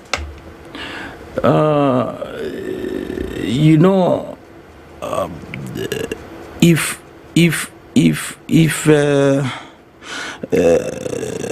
Odu has asked a very good question, why the governors are not talking, why we are not talking about it. I'll tell you one thing. If when a young person says we need policies that are going to ensure I get employed when I finish my education, if a youth says there is corruption in this country, there is tribalism, and within the course of the day that youth disappears, what makes you think anybody else will take that risk? When you have an administration that is too intolerant. So sometimes you are promised, and a promise you just wait until it happens. Sometimes if it doesn't, you just sit and wait. No, but county bosses are accountable to the citizens of their county. Yeah, they are accountable. So here we are saying it's almost as though the executive is doing the counties a favor. And it's not. It's constitutionally bound to do certain things. So from where I sit, it looks as though there must be a demand on certain things. And so it doesn't appear as though, because how it did appear is that the president is now doing the counties a favor by saying, okay, let's send you the resources and let's really devolve these things. But it's constitutionally mandated. And so for county bosses to say, okay, well, we'll just wait until it can be done, I see as though there should be a level of demand when it says no. The reason why we are here as 47 counties with our county bosses, with our deputies, is because the Constitution required The Constitution mandates that be. The Constitution has put up a decision that was made by experts who came together and said, this is the way in which it ought to run to ensure that development reaches every corner of the country.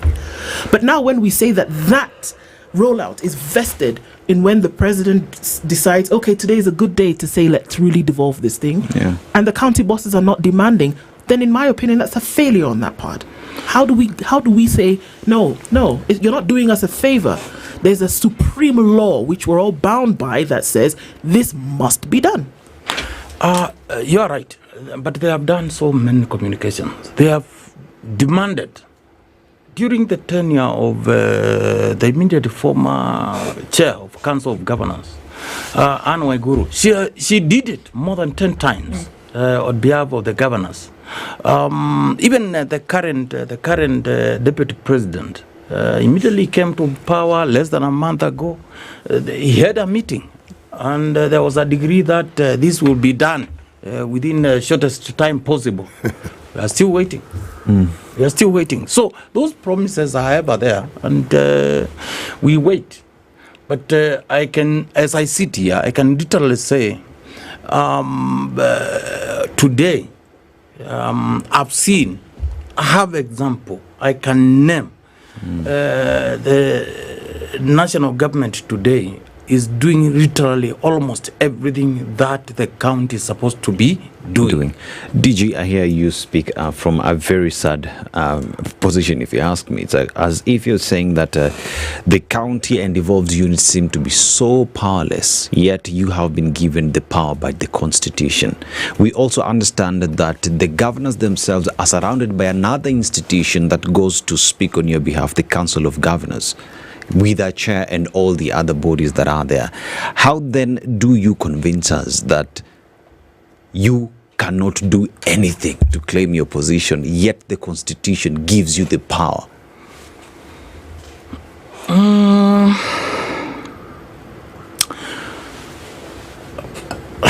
There is what the law says, and there is the practicability of the same. And we find ourselves in a scenario where the new Inspector General of Police finds himself. Yes, he is there leading, but he literally doesn't even know what is happening down there. So I will tell you,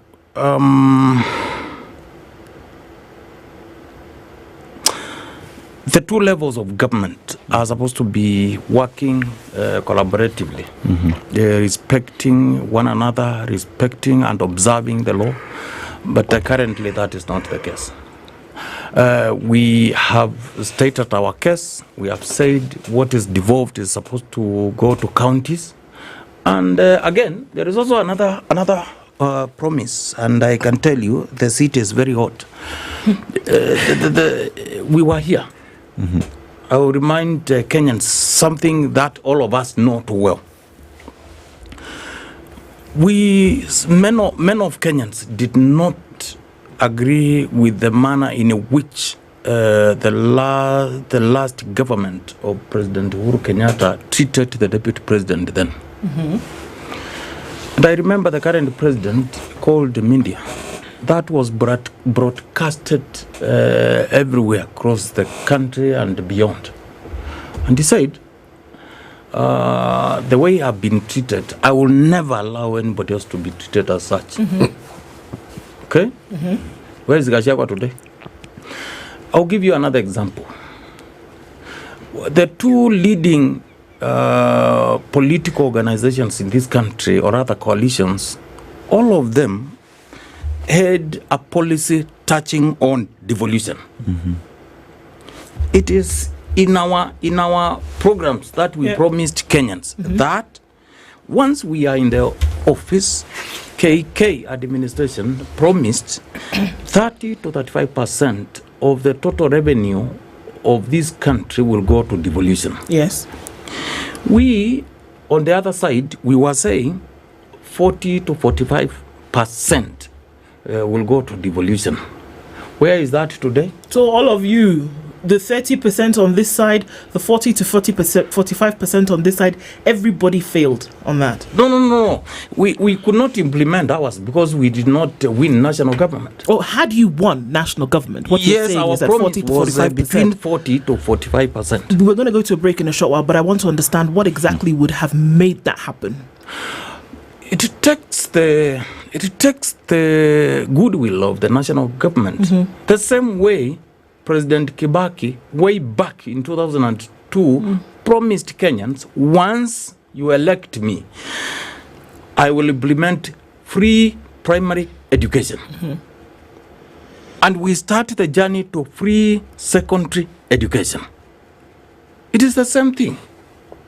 The same way that was implemented. It is the same way we should now be implementing devolution in Kenya, because according to me, and I'm not speaking this now as a deputy governor. Yes, I can now speak as a researcher and as a professional in that space. That if we implement devolution properly in this country, I am sure we are going to faster transform this country, and it will be a country that anybody in the world will be in a position to point and say, truly, there is something good happening in Kenya. In Kenya. Yes. Francis Mwangangi is the Deputy Governor of Machakos County. He's our guest this hour. We're looking at the state of affairs in the country at the moment and asking ourselves, okay, so which way Kenya, essentially, and which way devolution? That conversation continues. Let me remind you that the first ever of its kind annual study abroad conference is taking place at the Gallant Mall in Parklands on the 18th of January and at the Okoh Hotel in Eldoret on the 27th of January. It's Africa's largest study abroad platform, and it uses cutting-edge technology and its expert student counselors to help students search, match, and apply to over 600 universities in study destinations in different parts of the world. That's Cradle. And this conference is happening to bring top experts from Cradle and international universities from across the world. It's packed with the most knowledge you will ever get in one place at one time. Register www.cradle.com or call 0799 000 444 and get your way to the education around the world that you need.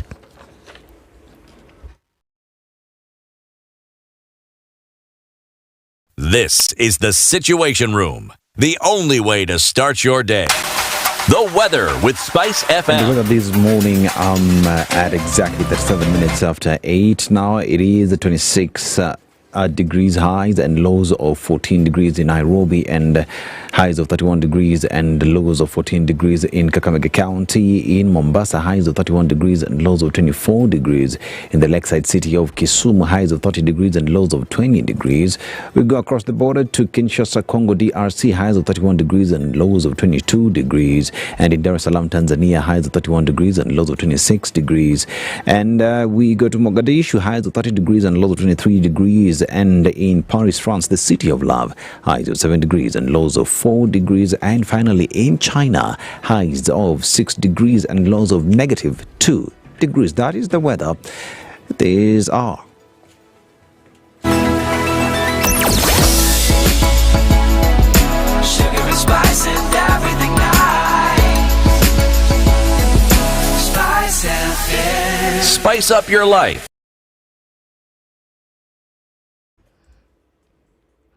All right, so what are we looking at? Coming off of the Eastern Bypass this morning, a little bit of traffic, then heading out towards Embakasi at that loop. There's also some traffic on the Thika Superhighway, but nothing to really rattle you this morning. Uhuru Highway is free from Mombasa Road at the junction of the Nyeri Stadium roundabout all the way through towards the CBD. That looks good for now, and you're getting where you need to go really quickly.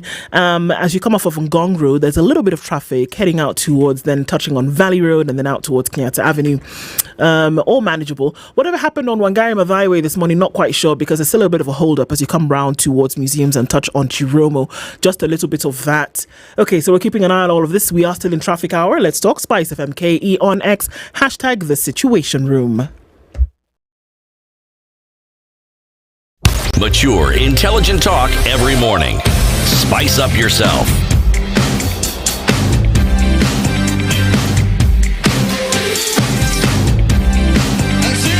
Mornings done right. 94.4 Spice FM, Nairobi.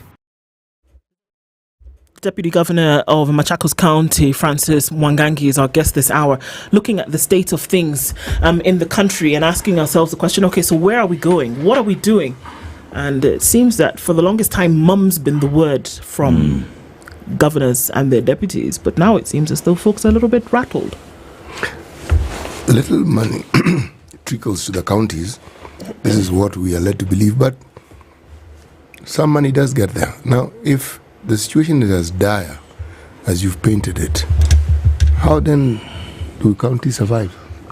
How do they pay their workers? How do they ensure that service is provided for the citizens of the counties who need the services? What I've seen many governors do is they go for commercial loans, overdrafts. From banks? From banks, to ensure they pay the workers. Services, healthcare, agriculture, water are highly affected. That's a fact. Going forward is many Kenyans will get dissatisfied with many county bosses. We will waste time, push. You are voted out. We bring others, and the dance continues. So I think it is for Kenyans to decide to elect credible leaders, both at county and national level, so that anything you say, you are sure. Just the same way the late third president of the Republic of Kenya said, I will bring free primary education. And he did when he came to the office. The same way others should also follow the same. Please, anything you promise Kenyans at county level, at national level, please do. Okay, so you talk about leaders, credible ones. You're one of them. Do you think that there are credible and accountable leaders in Kenya today? They are. It is only that they are not given opportunity. Should they be given the opportunity, or must they take it?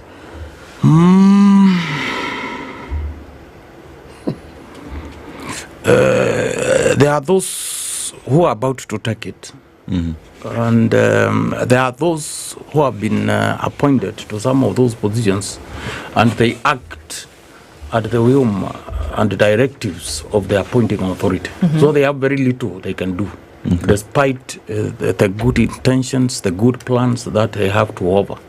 Yes. And DG, when you talk about the credible leaders that you're talking about, all that would go hand in hand with the proverb of the day, chema cha jiuza kizuri cha jitembeza, and that goes to show that we would be able to point out on them. And as City has also asked you, it is a question of how do you survive? And even the government has said, perhaps even the Treasury Cabinet Secretary said, perhaps it's about time that the counties as well started focusing on on-source revenue. And on-source revenue is the monies that the counties collect from the tax that you collect from your residents. How is this spent? Because as well, there is talk that that is misappropriated. So as we sit here pushing the government to release all the functions to go to the county, release all the funds to go to the county, but there is talk, there is allegations of misappropriation of funds that is being collected by the counties. What will be your response to that? Simple.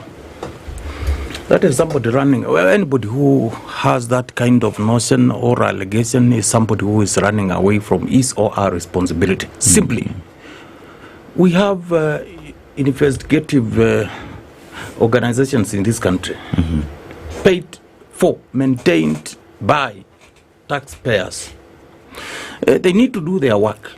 If Mwangangi here is looting resources that are supposed to go to Machakos County people, let him be held to account. Okay. It is as simple as that. Recover that money and take take it back to the people of Machakos. Even if it's the thought, if it's a suggestion, Okay. there's a whiff, there's an idea that something is happening, what you're saying is that even if there's an idea, you must be held accountable. Yes, that is what I'm saying. What simply I'm saying, anybody who is saying any county boss, whether deputy governor, whether minister or a governor, is mismanaging, is committing an economic crime. We have organizations like EACC, we have DCI, we have the prosecuting body, Director of Public Prosecutions. Where are they? Why are we letting politicians to just paint simply because they want to run away from their responsibility of giving very little monies to counties? Then they turn around, they say you are not managing well your own source revenue, or you are not collecting enough. That is an excuse. Do your bit. Allow other organizations to freely execute their mandate. Because these are organizations that are there to do. I have to hold you now. I'm sorry, DJ, but I have to ask you something based on that. Yes. A few minutes ago, you said that we were waiting for somebody to give us the okay for the resources for devolution. Yes. This is the same somebody, I would assume, that you're now waiting for to hold folks accountable if there's even a suggestion of impropriety when it comes to the spend of resources. Do you really think that's going to happen? You're waiting for the same person or the same people or the same entity who did not ensure that devolution has been properly implemented in the country as it comes to resources and as it becomes to releasing control of centrality from the national government. Do you really believe that this same institution is going to say, okay, Mwangangi, there was 1 million, now there's 500,000, let me hold you accountable? There is something, thank you for that very good question.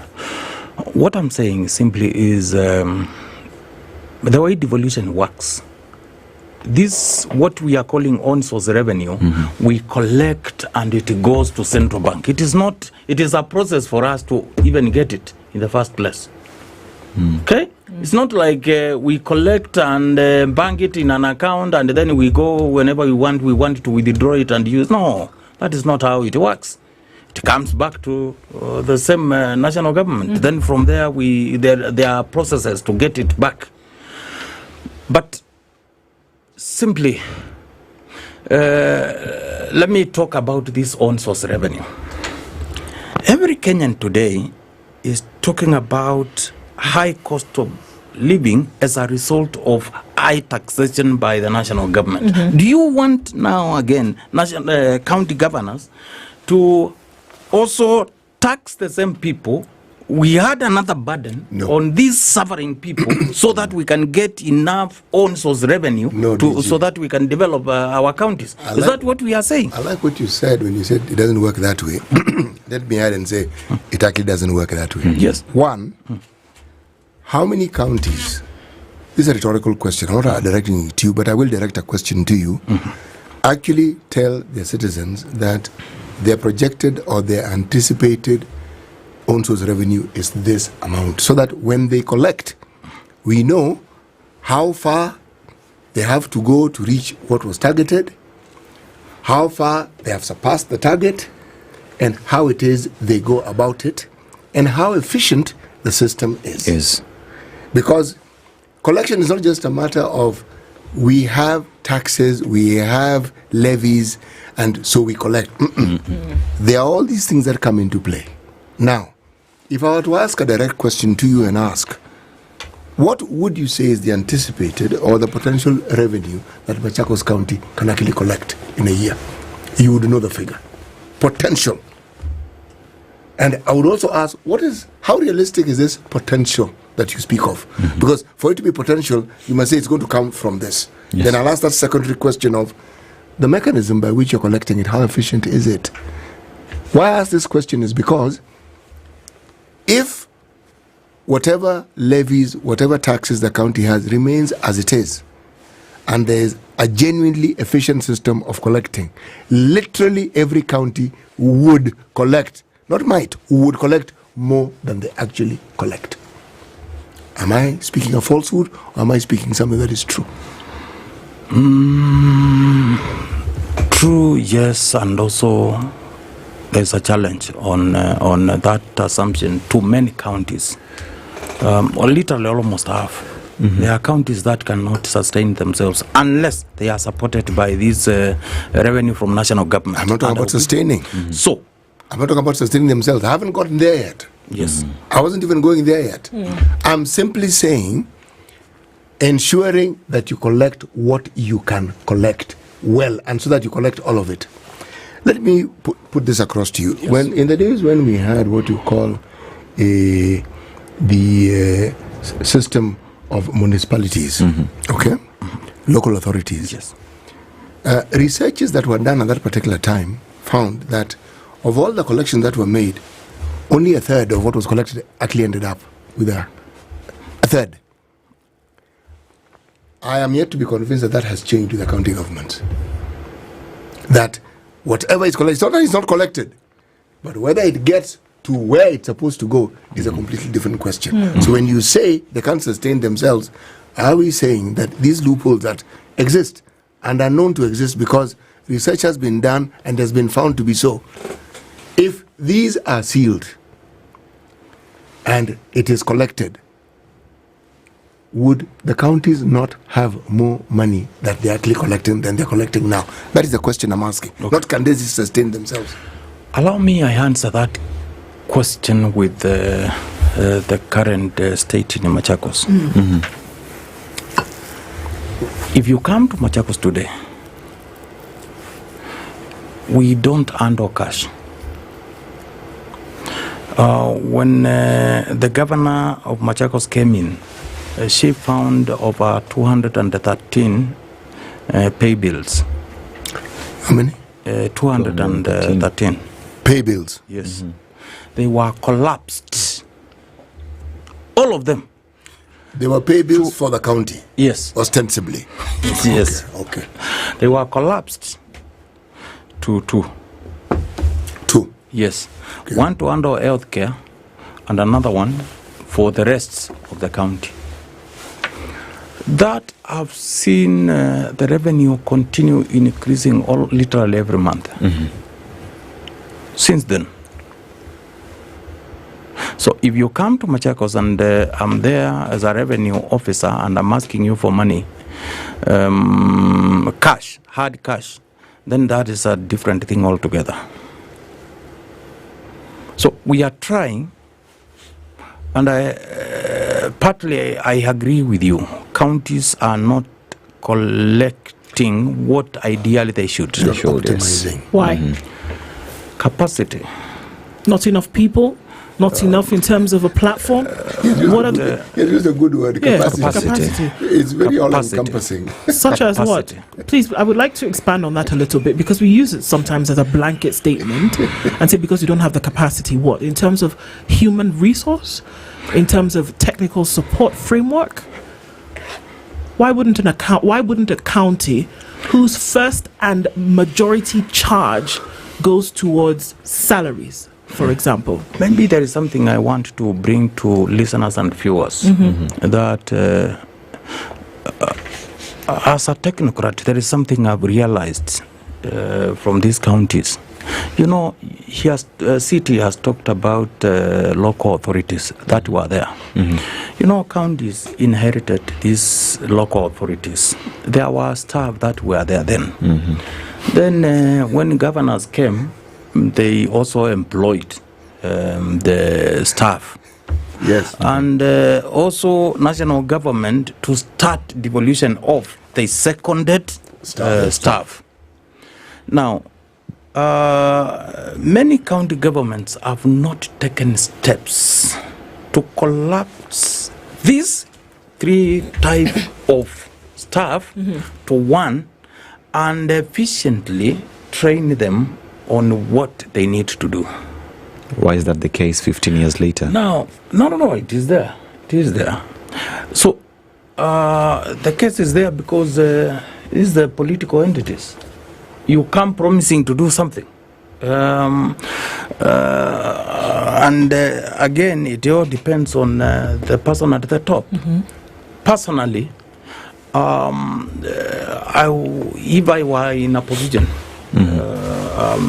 probably at national level, what ideally should have happened is we should have come up with a program that will offer capacity building, will offer training, and at some stage offer golden handshake to anyone who wants to exit these counties. If, for example, I'm above 50 and I want to go and do other things, I'm given something that I cannot resist, so that these entities can be run professionally, not a dumping site for anybody wanting to work. That way, you will transform these counties and they change from the current state to centers of transformation. Okay.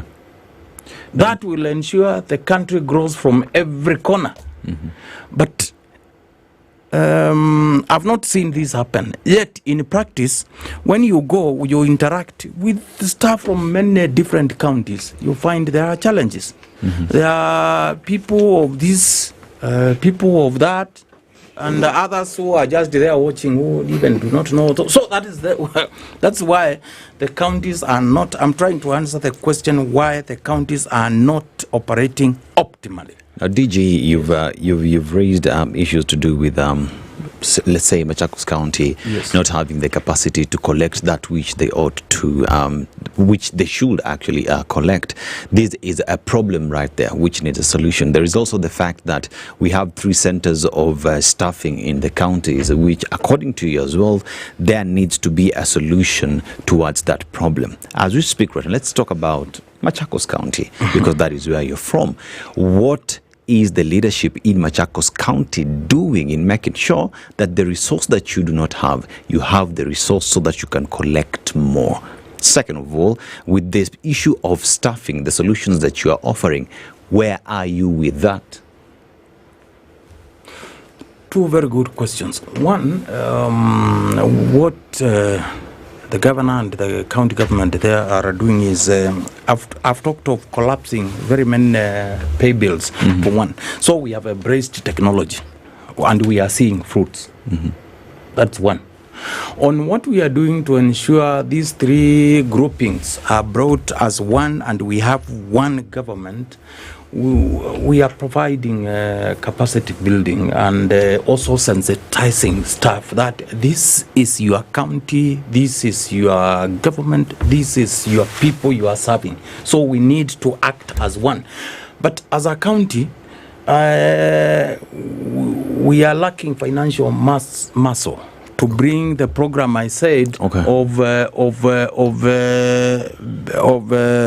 maybe offering things like golden handshake to anyone who wants to exit. And I'm sure if that program was introduced, so many of us will opt to exit, and in the process you bring professionals who will run these entities properly. By maintaining these 3 centers of staffing, isn't it in the long run expensive? It is, because first and foremost we are not doing what we are supposed to do. 2, when you are competing among us to yourselves, you are seeing, you are not acting here as SpiceFM. You are this, he is that, she is that. Definitely you are not moving in the same direction. Okay, so there's a challenge with these generally with the devolution in this country. The challenges are many, even 15 years down the line. But let me ask this question: do you think, even as you are now DG and you have a front row seat in matters of the county, that counties actually have a plan to work towards being self-sufficient, meaning, in the event that there was no government provision, or if the government provision existed, what would county governments do to use this money to ensure that they can actually survive on their own resources? The county you come from is endowed with very many industries, is it not? True. Okay. Not many counties have that benefit. Is there a plan, a master plan to ensure an increase of the same because you have land? Is there a plan to ensure that all the things that could be possible because of what is existing, so that Machakos actually grows to become even bigger than Thika, bigger than even Nairobi? Yeah. Is there such a plan? There is. The plan is there. I can state so many of them, but I will state 3. We have a Department of Trade that towards the end of last year, under the leadership of the county governor, Wairimu, held an international investors conference. Out of it, we have seen so many people rush to that county to invest. We also have the 2 cities that are upcoming. One is Konza Techno City, although it is national government, but based in Machakos, and we have also the city that was started by the former administration, and we are carrying on with it. We have seen so many people come in and invest in that particular the city. We also have the let me add the 4th one. The 4th one is now the existing businesses. We have every quarter the Department of Trade through the minister, they consult the business community within Machakos on what can the county government do to ensure their businesses grow. Because if they grow, they will employ more. We will get more revenue to do some of these things. Even the national government will get more. So the governor there is doing a lot with the administration on that front. The only thing we are saying, and it is a challenge across the country, is a high taxation regime by the national government, because we are losing to neighboring countries. It is a fact. And that is something that needs to be done. I mean, I think there are very many things that need to be done. And, sadly, time doesn't allow us to go into all of that. And by the way, thank you for that question. The question he has asked about the industries there. Machakos is only county in this country that has the biggest eastern central industrial area with so many companies in the same area.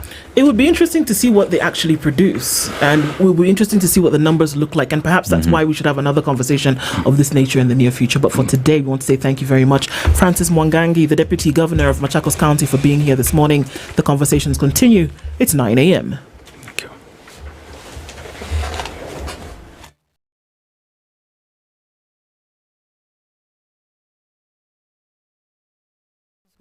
Amla Ubaga. Inspector General of Police Douglas Kanja and DCI Mohammed Amin are today expected to appear in court to show cause why they should not be cited for contempt. Both Kanja and Amin were last month ordered by Justice Diana Kavedza to produce 6 suspects who were abducted in December 2024.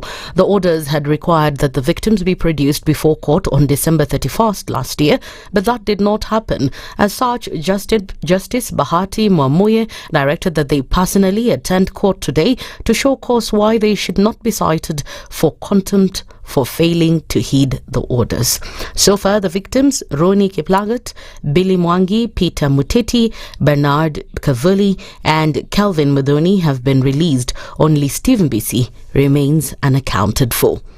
Normalcy has returned to Hillside Academy and Asha Academy, that is in Nyeri County, with parents turning up in large numbers to admit their children back to school and express their confidence in the safety of these children. This comes after the school was closed in September last year after a fire broke out in one of the dormitories, killing 21 students. However, the school has banned children from sleeping in school, that is from having a boarding section, in order before they improve on safety.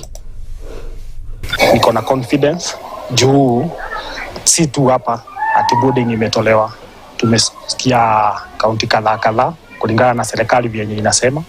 So mtoto kusoma si kuwa ati ni boarding, ni bidii ya mtoto na bidii ya mzazi. Kama uko nyumbani unataka mtoto wako aendelee kusomea hapa Hillside, unaweza mleta, kwa sababu hata sisi wenyewe tumerudisha watoto wetu, tumewarudisha tukiwa na big hopes za kuwa watasoma na performance yao itaenda vizuri. Sema tu hiyo ilikuwa an accident tu kama za kawaida. More than 2 million Kenyans will require humanitarian food assistance until May. A report from the Famine Early Warning Systems Network estimates that between 2.5 million and 2.99 million people will need food aid from October last year to May this year. Food insecurity is expected to peak in February, that's next month, before the onset of the March to May long rains. In particular, pastoral areas in Turkana, Marsabit and Garissa counties are projected to experience a food crisis through to at least May. Former Prime Minister Raila Odinga has embarked on a door-to-door engagement as he woos the southern part of the continent to back his bid for the African Union Commission chairmanship. The Kenya candidate has rolled out an aggressive campaign that will see him visit at least 10 countries in southern Africa this month. The former Prime Minister will be camping in the southern part of the continent for the better part of January, where he'll meet the new presidents of Mozambique, that is Daniel Chapo, of Namibia, Netumbo Nandi Ndaitwah and Duma Boko of Botswana. A Ugandan nanny accused of staging a daring robbery in Isili area was arrested after weeks on the run is set to be arraigned this morning. Evelyn Nabalayo was arrested by detectives from DCI Starehe at Okoh while attempting to board a bus to Uganda. Her and her accomplice made off with valuables including gold jewellery worth 210,000 shillings, a Lenovo XY laptop valued at 110,000 shillings, an Infinix phone worth 15,000 shillings, 4 additional laptops and an undisclosed amount of money. The Teacher Service Commission has dismissed recent reports circulating online that claim it will end direct SACCO deductions from teachers' salaries starting next month. In a statement, TSC warned teachers and stakeholders to beware and termed the reports as fake news. Currently, direct SACCO deductions allow cooperative society access to teachers' salaries and automatically deduct the set amounts for loan payments or savings plans before the salary reaches the teachers. And in the international scene, the United States conducted an airstrike in southern Somalia, killing 10 members of the Al-Shabaab jihadist group. The Al-Qaeda-linked Al-Shabaab has been waging a bloody insurgency against Somalia's fragile federal government for more than 17 years. That's the Newswire. I'm Lydiah Ubaga.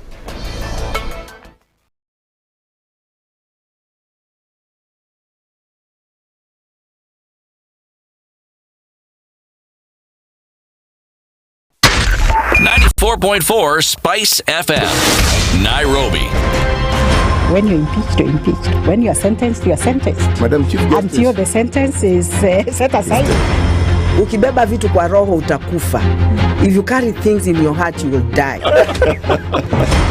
The reason for which you went to school and then gathered experience, that reason must be paid for. All right. Okay. This level. Shape up or ship out. Levels don't change. No. It's about shipping up. You know my business partner here. Shipping out. Are we talking about the ship in the bathtub? Or the ship man? Emmanuel Talabu used to tell us a story of they were in school and they'd been told to write composition about a ship. His classmate raises a hand. Teacher, are you talking about the ship or a ship goat?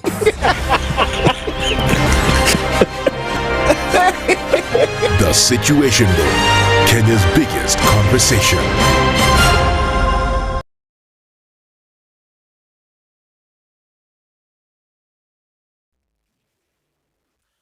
okay, so what are we doing with traffic at a few minutes after 9 o'clock? It's still coming in a bit thick on the thicker superhighway.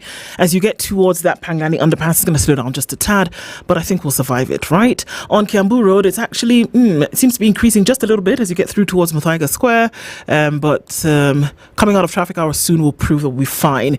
There is traffic on Waiaki Way coming through towards Westlands at that area, going towards the expressway. And Lower Kabete, Spring Valley, that area also clogged up just a bit. The roundabout as you approach the city mortuary is busy. Coming off Raila Odinga Way, touching with traffic coming off from Gong Road. Haile Selassie, in and outbound traffic around railways and Wakulima has been busy all morning. Coming out of traffic hour means that now Cabanas interchange going out towards the city is not so bad. Crossing over towards General Motors from Mombasa Road looks good. Let's keep an eye on things. Half hour or so, check and see what it looks like. Yes. We'll talk on SpiceFM KE on X. # The Situation Room. Mature, intelligent talk every morning. Spice up yourself.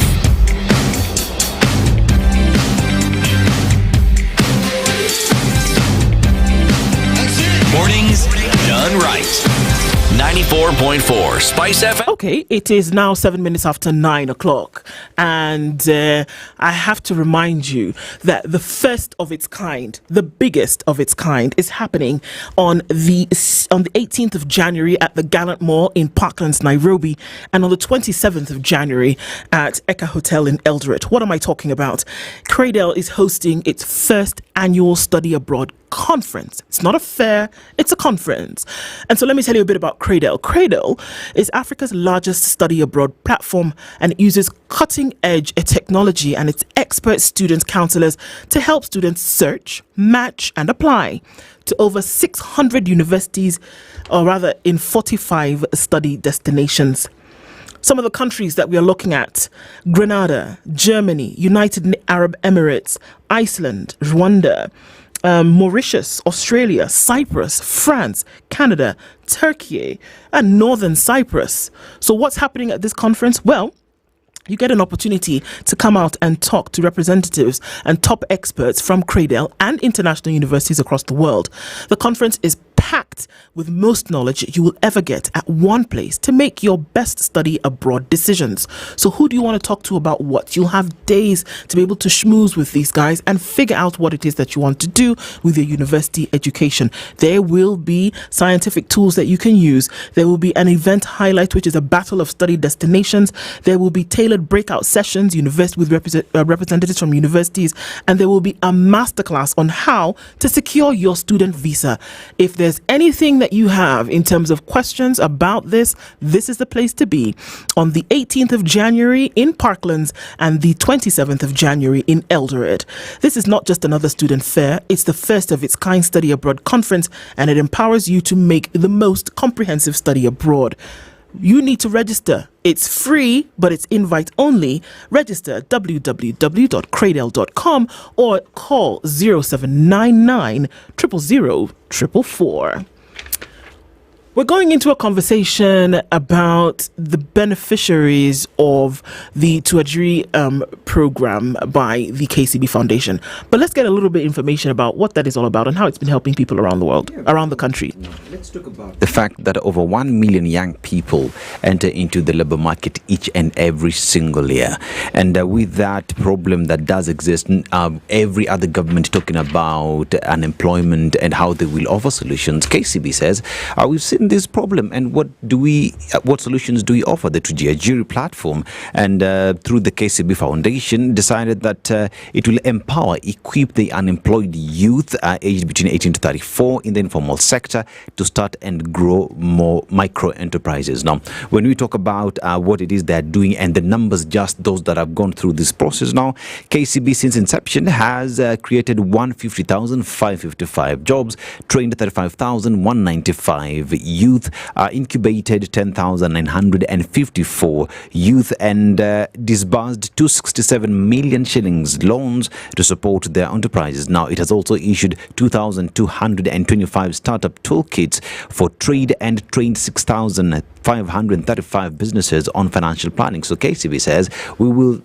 realize the problem, take you through the skills, we give you the skills you need, we give you the certification, just have you be a business that is ongoing. But even at that, we are going to give you tools of trade so that when you're getting out there to start your business, you already have something that is going on. And KCB says, if you want these and much more information, you go to kcbgroup.com/foundation.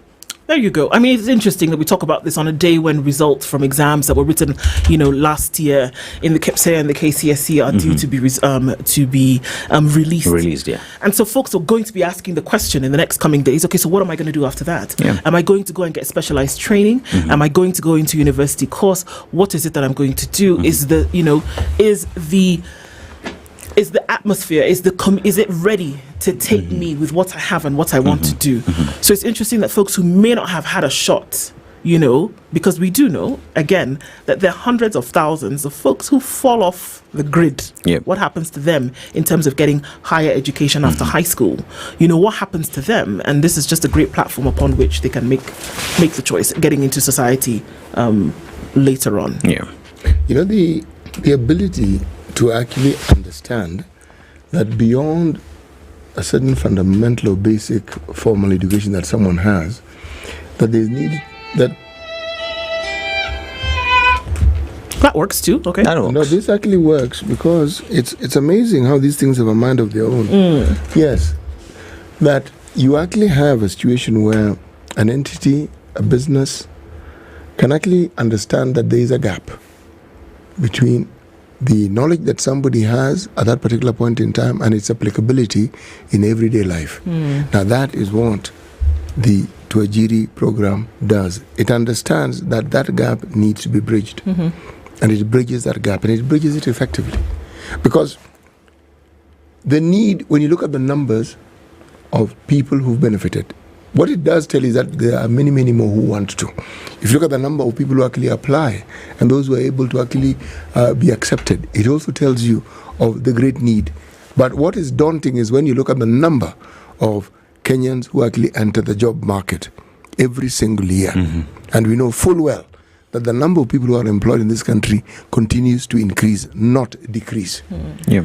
So the Tuajiri program isn't one of those programs that is just a drop in the ocean. No, it's one of those programs that tell you not just of a need that exists, but that there is always a possibility to fill in that gap, to ensure that there's a bridge, that's something that can be done to ensure that of this million, a sizable number of them actually get to be able to fit into the job market by creating work for themselves. And isn't it necessary, I think, at the point that we see that, look, I think, in as much as we say that government is capable of being able to, should be capable of ensuring. You are being polite, it's their job. It is requirement. They should do that. It's their mandate. It's their mandate to make sure that certain things ought to happen. But we've obviously seen that there are folks who need to step in to kind of balance, you know, the scales, or to make it necessary for things of this nature to happen. But it's good to see, and I just, the hope is that the balance can become more and more balanced, essentially, as we go ahead.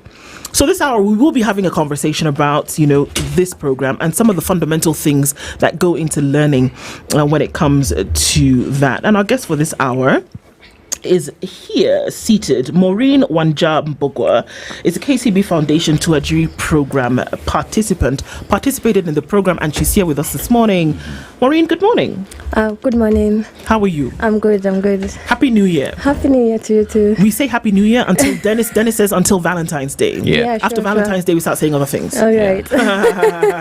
It's true. Is it? Yes. Okay, I didn't know this. So you learn something new every day. Karibu sana. Asante. You're in the hot seat of the Situation Room this morning. But you are telling us today about, you know, your experience. And we've just been talking about the Tuajiri program with the KCB Foundation and how that all works.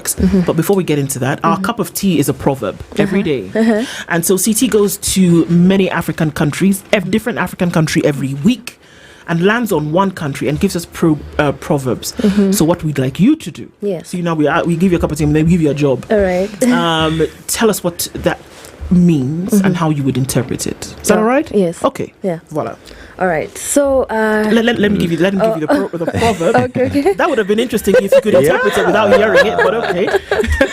You just tapped into City's head, yeah? This is good. We're out to a good start here.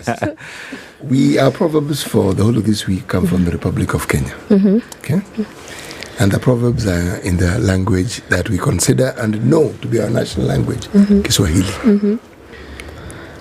Chema chajiuza, kibaya chajitembeza. Oh my God. Right. Chema chajiuza, kizuri, kibaya chajitembeza. Yes. Okay. I would interpret it as oh my God. You know what you want to say. Just say it. Just say it.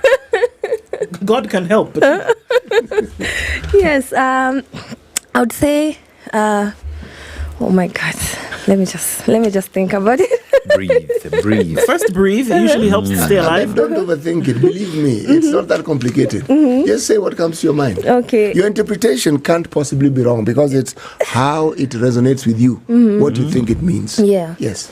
Okay, I think it means that when you're good at something, obviously it will help you thrive. And if you're not, then people will just disregard you and they won't. See? Yes. Told you. Yeah. There you are. You have given us an interpretation. Yes. And hand to chest, you're still alive, right? Yeah. Okay. It worked. Absolutely. So for sure. We're having this conversation this morning, so once again, welcome. And we're looking at, all right, so you participated in the Tuajiri program. Yes. Give us a little bit of that story and how that all started and what you did to, get you to where you are today. Okay. Yeah. So initially, KCB Foundation, it started as the Nico Works program. I applied for that and I got the and I got the chance. But unfortunately, I wasn't able to enroll at the time because I was working full time. Okay. Yeah, so the next time they came with this other program called Tujiajiri, and then I applied again, and fortunately, I don't know, I think I'm in the good books of God. I got the chance again. And when I got the chance, I got the opportunity to enroll at Filamu, and that's where I was training for film production. And that's where I've been, and I trained in film production, and there are so many other opportunities in Tujiajiri because they offer so many technical trainings and also in creative arts. Yeah. Yes. So prior to you getting to Tujiajiri platform, studying about film, what were you doing before that? I was doing interior design. I'm in the creative space. Space. Yes. And I've always wanted to be to do photography since way back when I was a kid. Then when I joined the program, that's when I realized there's more to. It's not only photography. I can do directing, all those things. It's a whole field of so many things involved in it. Yeah. Tell us a little bit about yourself. Who are you? Maureen is a passionate filmmaker and a creative, and she likes telling stories that resonates with people. And yes. So I did say tell us about yourself. I didn't say give us a summary of yourself. Summary is good. Yeah. Summary is very good because this passionate person then wanted to do interior design. Yeah. Why? Because I love arts a lot. And anywhere you put me, whether it's painting, sculpturing, anything, I'll do it. That is something you actually love. Yes, I love You're gifted. Yes, I'm gifted in and that. so that's why you went for interior design. Yes, interior design. And then now later I was like, since I've always wanted to do photography, let me just enroll in this program. Maybe I'll get... I'll learn more about it, which I did. And I'm so grateful for that opportunity. And what is it about photography that made sort of like embraced your interest? What is it? My interest was just capturing moments, and also when you take photos of people and they're smiling, and maybe someone is in a bad mood, and then you give them a nice photo of them, they cheer up. So that's what I really wanted to do. So actually, you like people? Yes, I like people. Yes. Yes. And so because you do, you wanted something that perhaps brings you closer to people, gets you to understand people a little bit more. Yes, sure. Okay. It feels like he's inside your brain, doesn't it? Oh, that's what he does. So how did you go? Because obviously, so now you have a passion to do something, never got the opportunity to be able to live out that passion and live out. Yeah. But then you were presented with the opportunity to train in the tools that would give you essentially work in that passion. Yeah. So what was the application process like? What did you, yes, we know you applied twice, got it twice. Yeah. But then how was that? What did you have to do? What did you have to bring? What did you have to have in order to be accepted into the program? Okay. For me, I'm always curious. anytime I'm on the internet, like I just like learning about things. So I think one day I was just going through Google and I was searching about photography in Kenya and opportunities, and that's when I saw the Nico Works. And I was like, oh, this looks interesting, and it's a scholarship. So I was like, let me just enroll for it. So it's just popped up on my feeds and the Google, and I applied for it. And you don't really need anything. You just need to be 18 and above. Yeah. So and you have to be passionate to be for you to enroll in it. Okay. So here you are.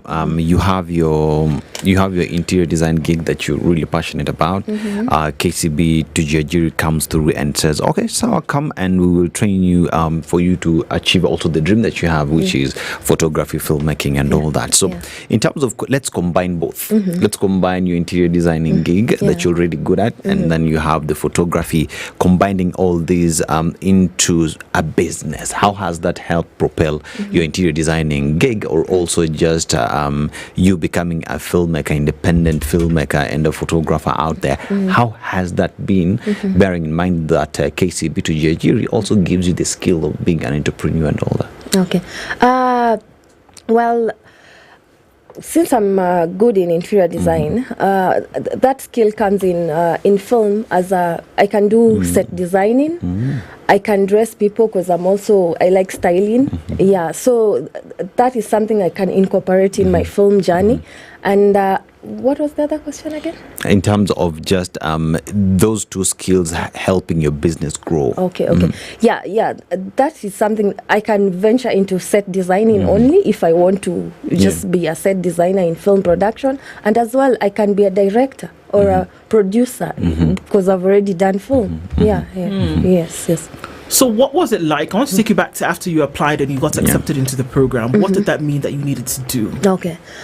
When you first get you're sent an email, a message that you've been selected to be one of the participants, and you're given a date to come for orientation. You go there and they take you through the program, and they say they take you through everything, how it's gonna be, and if you're willing to commit yourself, all those things. And then now you fill the paperwork, of course, and then after that they tell you a date when the classes are going to start, and the training takes three months, and then you go for internship for another 3 months. So that's a 6 months course training. And were you still working at the time when you did this course? Or No, did you have fortunately my contract had ended that time, so I had the chance to just be fully committed to film production. So it took 6 months? Yes, 6 months. So after 6 months, what did you have? After 6 months, I still continued doing my internship where I was. They extended my internship. Yes. And fortunately, it ended December last year. December last year. Yeah. So here now you have your interior gig that is going well. You've attended your classes. You are on internship and you're doing good. Now you are outside and there's this skill that you have been given, and maybe someone is listening here and they want to know more about the project in terms of, I am working. For you are not working. I am working. In terms of just commitment to these project, how important is it? And the people who are listening, how do they get themselves on these program as well? Okay, it's really difficult to juggle between work and the trainings, because the trainings start at 8 to 5. Yeah, so I wouldn't recommend someone who is doing full-time gigs to enroll for it. Yeah, because they don't have online. So it is a sit-in. Yeah, it's a sit-in. Yes. Okay. So what did this program offer you that you would not have been able to get anywhere else? Well, the program offered me so many skills. Right now, I can do videography, sound design, editing, set design, digital marketing, all those things. I didn't know about all those things. I was just taking photos blindly, and now even my photos have changed from what I used to do before. Now I can take photos with good compositions, good lighting. Those are things that I consider. So what does it offer you? What does it offer you? Maureen's media house in the future, Maureen as a trainer for others. What does that now mean that you can do with this skill set? All right. For now, I think what I'm going to do, I'm just going to enhance my skills. As I've already set up my business, but what I'm focusing on is just side hustles, gigs, and freelancing. And in future, obviously, I'm mentoring young people. Like now, I'm mentoring my niece. She's into photography as well. You do realize that you're also young. young girl. Well, I'm not a Gen Alpha, so I'm mentoring the Gen Alpha at the moment. Yes. So mentorship, and also, I think I'm going to start my own agency in future. Yes. What is an agency exactly? An agency whereby I can do digital marketing, branding, designing, and also incorporate film and photography and videography. What would it take to get you there? Commitment. Let me just say commitment, because it's not easy. But I'm working on it. Is it something that you will do on your own, or is it something that you need a little helping hand with? No, in film production, you can't do everything by yourself. You have to have a team. Yes, and with that, you collabo, and you get to have so many ideas from different people. That Is there a market for the service that you were talking about here? Yes, it is. There is. Yes. Okay, where exactly is that market? I'm asking here as a layman. Maybe not necessarily on the corner of the street. I'm not referring to that one. Kidding. No vegetables and fruit and stuff like that now. Maybe I want to go into photography. Yes. So, what is it that informs you that the market actually exists? There's so many channels where you can venture in. You can do photography, like a documentary. You can be a beauty photographer. You can be a videographer for vloggers, and there's so many opportunities out there. And also right now we're in the digital space, whereby everyone needs content for their company or business. So you can find clients who would want to work with you. Yes. And would KCB be a good partner to help you in this journey? Yes, KCB actually, they mentor you, and they also put you there in the market. They do. Yes. How do they do that? They have this program called BDS, Business Development Service, where they train you on how to start your business, how to operate it, how to plan, and they also guide you on financial literacy, and also like everything, everything a business person would want to do.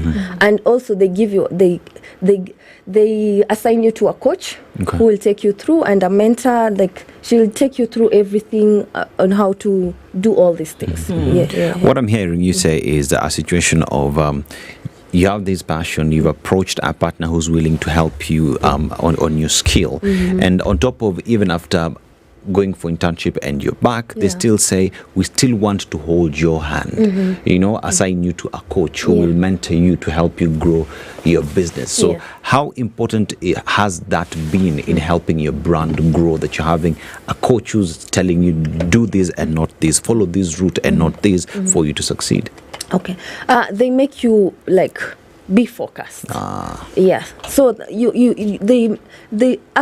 help you to avoid distractions, because this is something that you're applying for, and this is something that you want to grow. So you have to avoid distraction. And KCB, they guide you through. They have this paperwork that you have to fill in the progress, and when you don't have something to fill, it shows that you're lacking behind. And for you to not lag behind, you have to be consistent in that. Okay, so folks who are getting into this today, I mean, obviously, how would you advise that they go about it before we go to break? Okay, I would advise them to attend workshops. if they really want to be involved in filmmaking, and also and check online, because everything is online. You can learn online, and if you really want to apply to get a scholarship, you just go through the process as we did. You go through online, you check the opportunities that are there, and then you fill in, and then that's it. Yeah.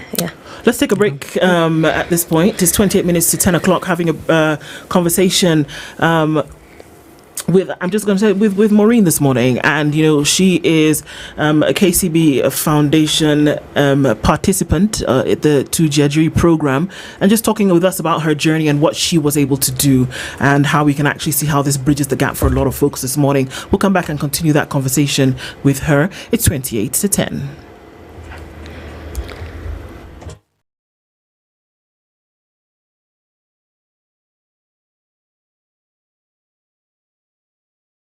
This is the Situation Room, the only way to start your day.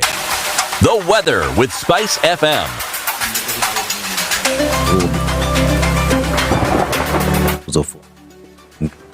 Highs of 31 degrees and lows of 14 degrees. In Mombasa, highs of 31 degrees and lows of 24 degrees. And we cross the borders to Kinshasa, Congo, DRC, highs of 31 degrees and lows of 22 degrees.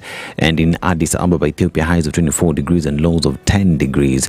And in China, highs of 6 degrees and lows of -2 degrees. And in London, highs of 6 degrees and lows of 0 degrees. That is the weather. These are.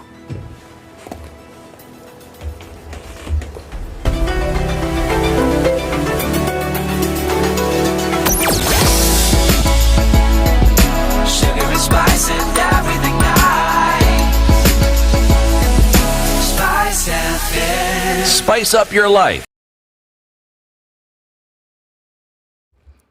Okay, quick look at where we are in terms of traffic. I think we're coming towards the end of traffic hour. I know not too much happening. Still a buzz of activity coming through from Landis out towards Haile Selassie, going to the towards the railways area. As you come out of Westerns, I think we're fine here. The Thika Superhighway just at the Pangani underpass is where you'll see the most of it, and some traffic coming in from Garden City, crossing over towards that outer ring junction. Then as you come up on Uhuru Highway, we're going to see some traffic between the Bunyala roundabout and then through towards the Haile Selassie junction. That's pretty busy this morning. And as you get off of the Eastern Bypass through towards North Airport Road, I think we're doing okay here. Looks like it'll be a traffic-free morning this Wednesday. Just in case things do pop off, talk to us through the morning. SpiceFM KE on X. Are you a young person looking to unlock your potential? Are you ready to take the future in your hands? If so, then listen up. KCB to Jejiri is the plan. It's designed to empower young people like you, develop skills and knowledge you need to succeed in life. KCB to Jejiri combines vocational skills training, business development training, access to finance and business mentorship, preparing youth for jobs, entrepreneurship and wealth creation. Don't be left out. Visit kcbgroup.com/foundation to learn more.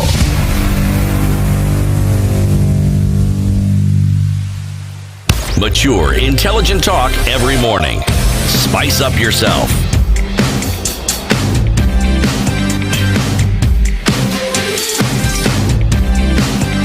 Mornings done right. 94.4. Continues this morning, and our conversation this hour is looking at the experiences that Maureen Wanja-Bogwa has gone through as a KCB Foundation to Jejiri program participant, and things that other people can take advantage of when it comes to then essentially building and solidifying your career. I'm interested in the transition between completing the 6-month course, finishing your internship, and then getting to the place where you can start to do something for yourself. Give us a little bit of what that was or is like. Okay, I'd already started branding myself, and by that I had already clients had already started seeing my work, and I've so far gotten gigs for corporate events in photography, mainly photography, because that is what I've always wanted to do. And by that, I can't say that I'm not somewhere at the moment. Yeah. So it's something that I'm working on. Yeah. Okay, and what do you see yourself doing? What do you see yourself doing? I see myself because right now what I've majored in is photography, but and set designing. But what I want to do it's grow more in videography and sound design. Yeah, so that is something that I'm really, really working on. Yes. Sound design. What on earth is that?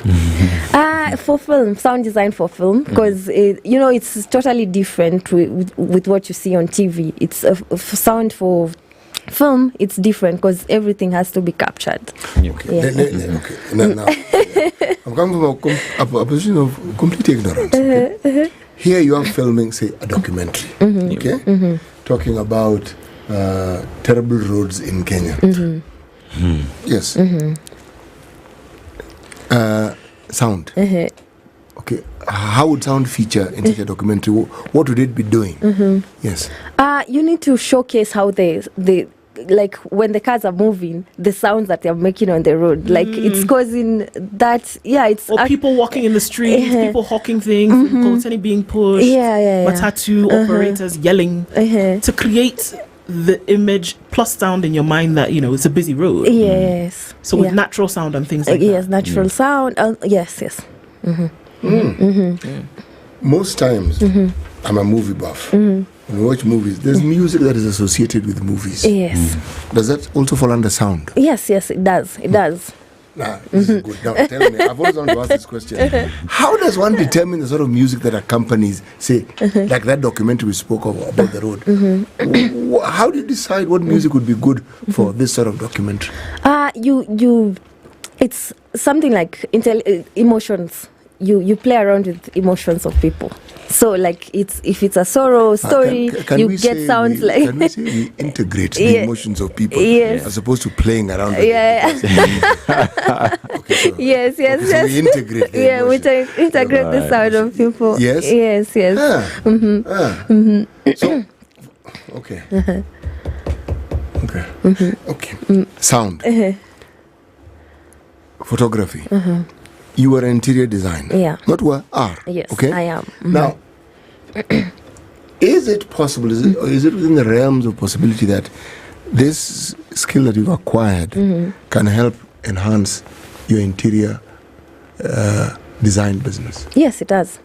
Because right now I can be able to film my work. I can record my work and put out there my content when I'm like if it's furniture, my production process and whatnot, all those things I can be able to do that. Before I wasn't able to do it. Wait, you make furniture?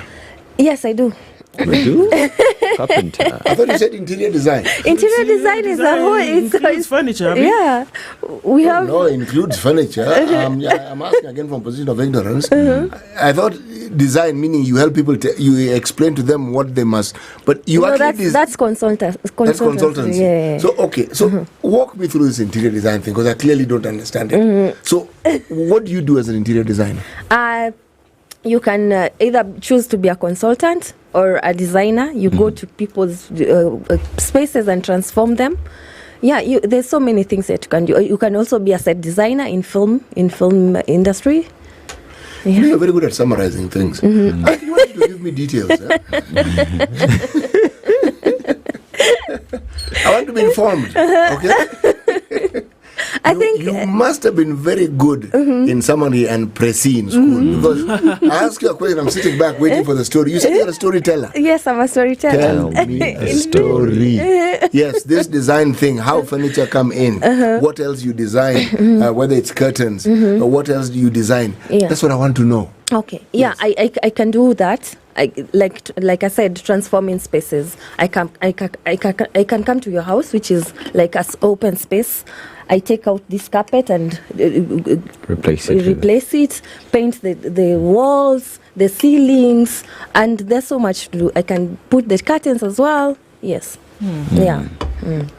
Yes.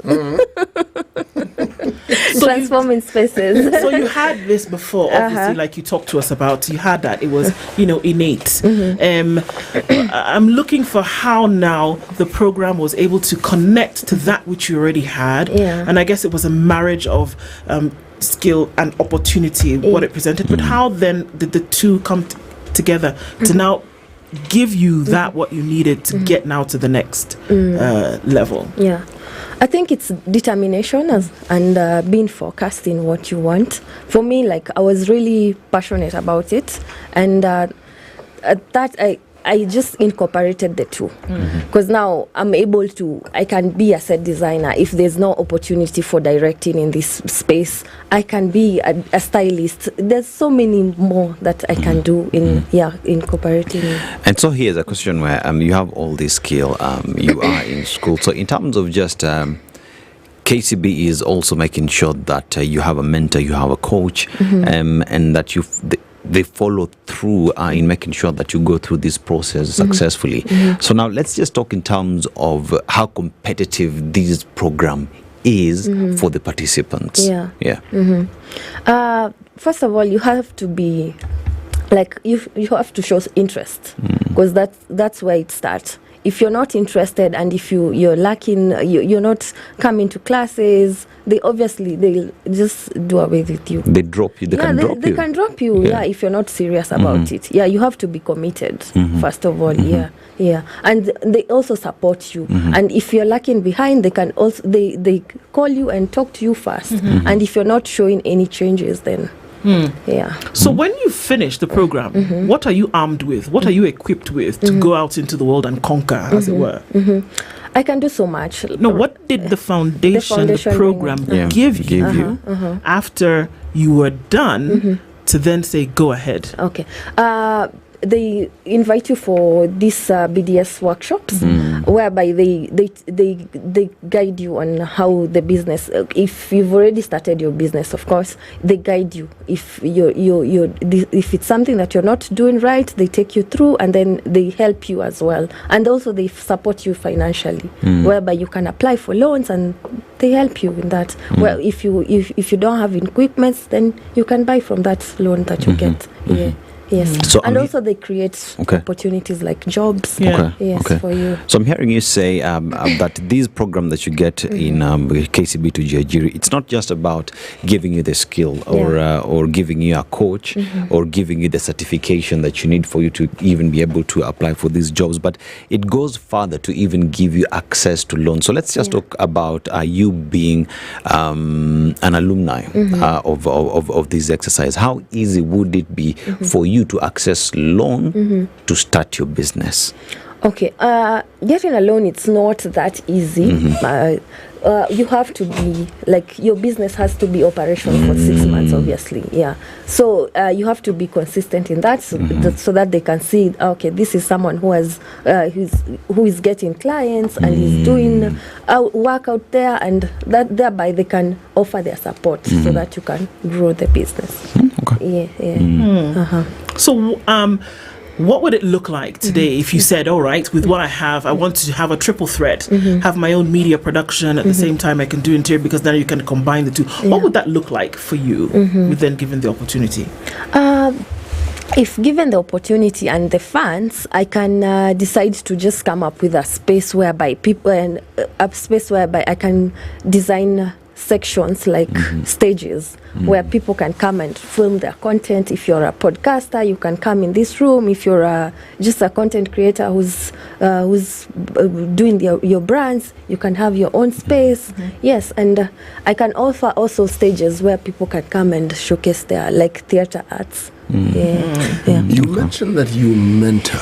Yes, I mentor younger people. Now,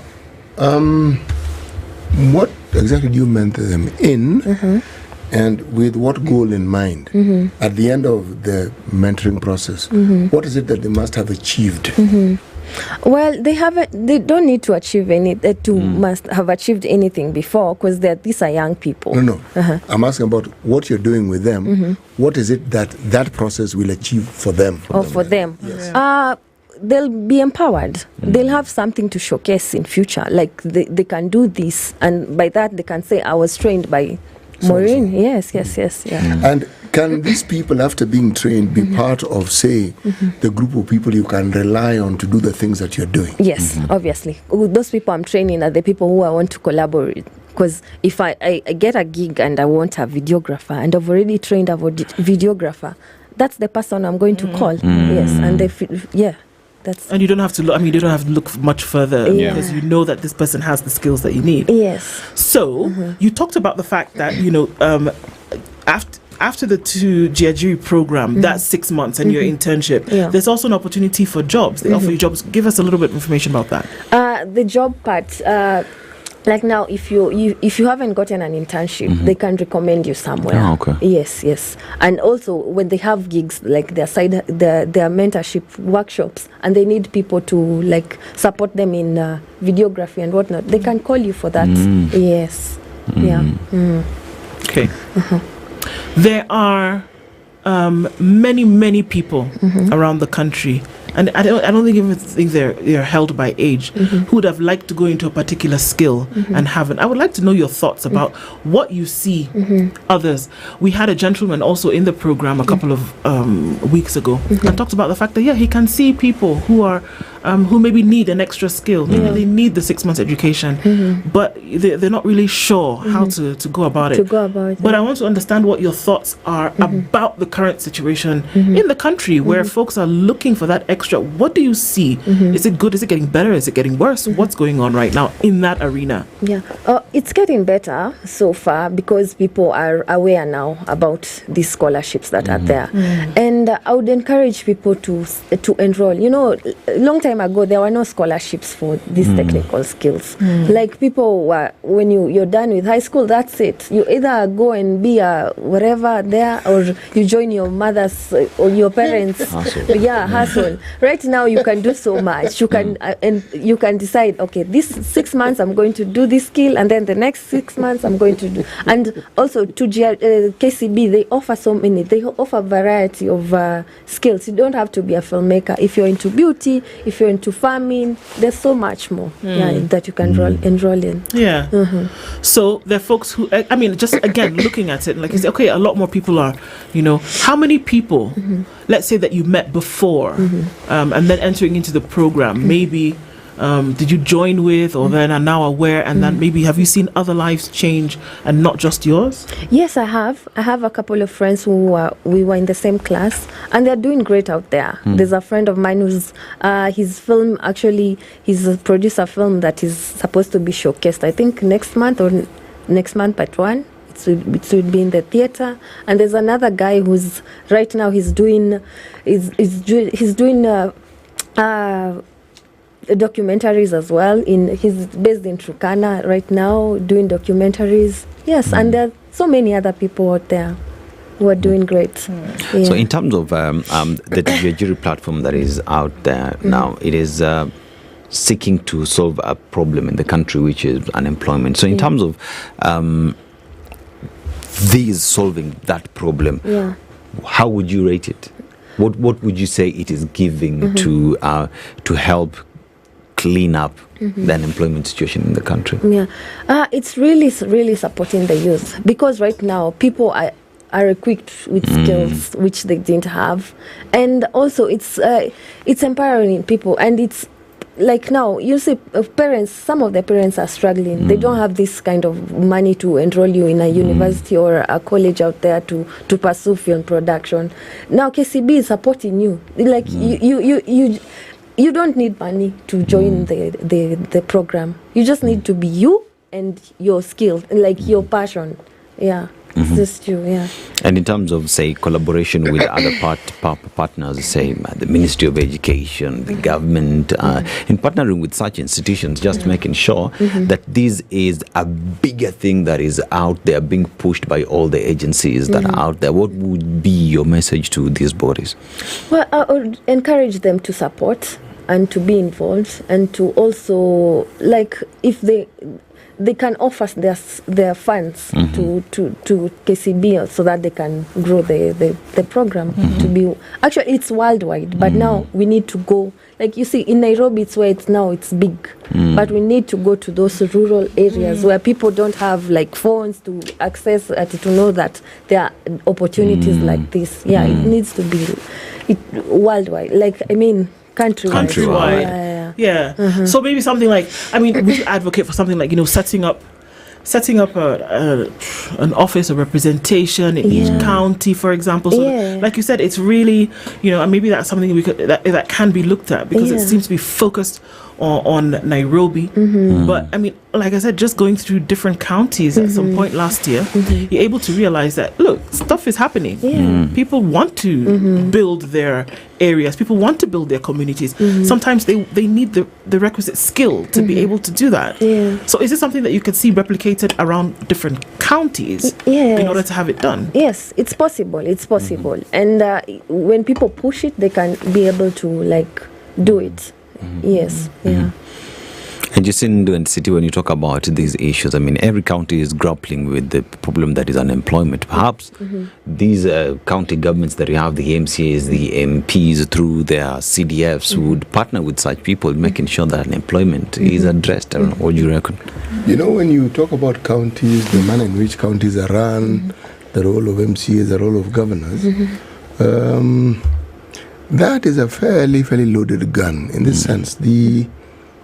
There's always the question of whether it is that those who are in those positions of leadership actually have a concerted focus on how their citizens can benefit. Yes. Because in the absence of that, even with all the money that we speak of, whether it is CDF, whether it's all these bursaries and all this that they have, if you have counties or leaderships who actually have that interest, you do see what happens. And you do see people, young people especially, getting the opportunities to do that.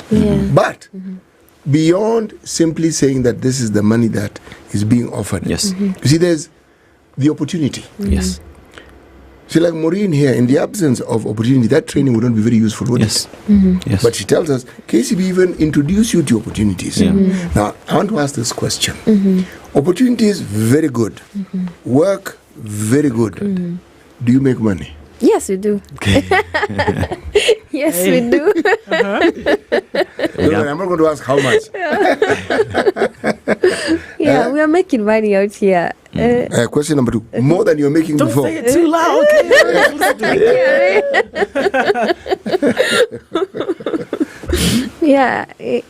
It's really supporting people. Like you can make money out of this skill. Yes, it's not just a skill that you train and then sit down. You can go there and make money out of it.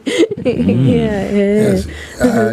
This one is for posterity. You don't just make money and sit down. Don't just get the skill and sit down. You have to stand up. It builds you in one way or another.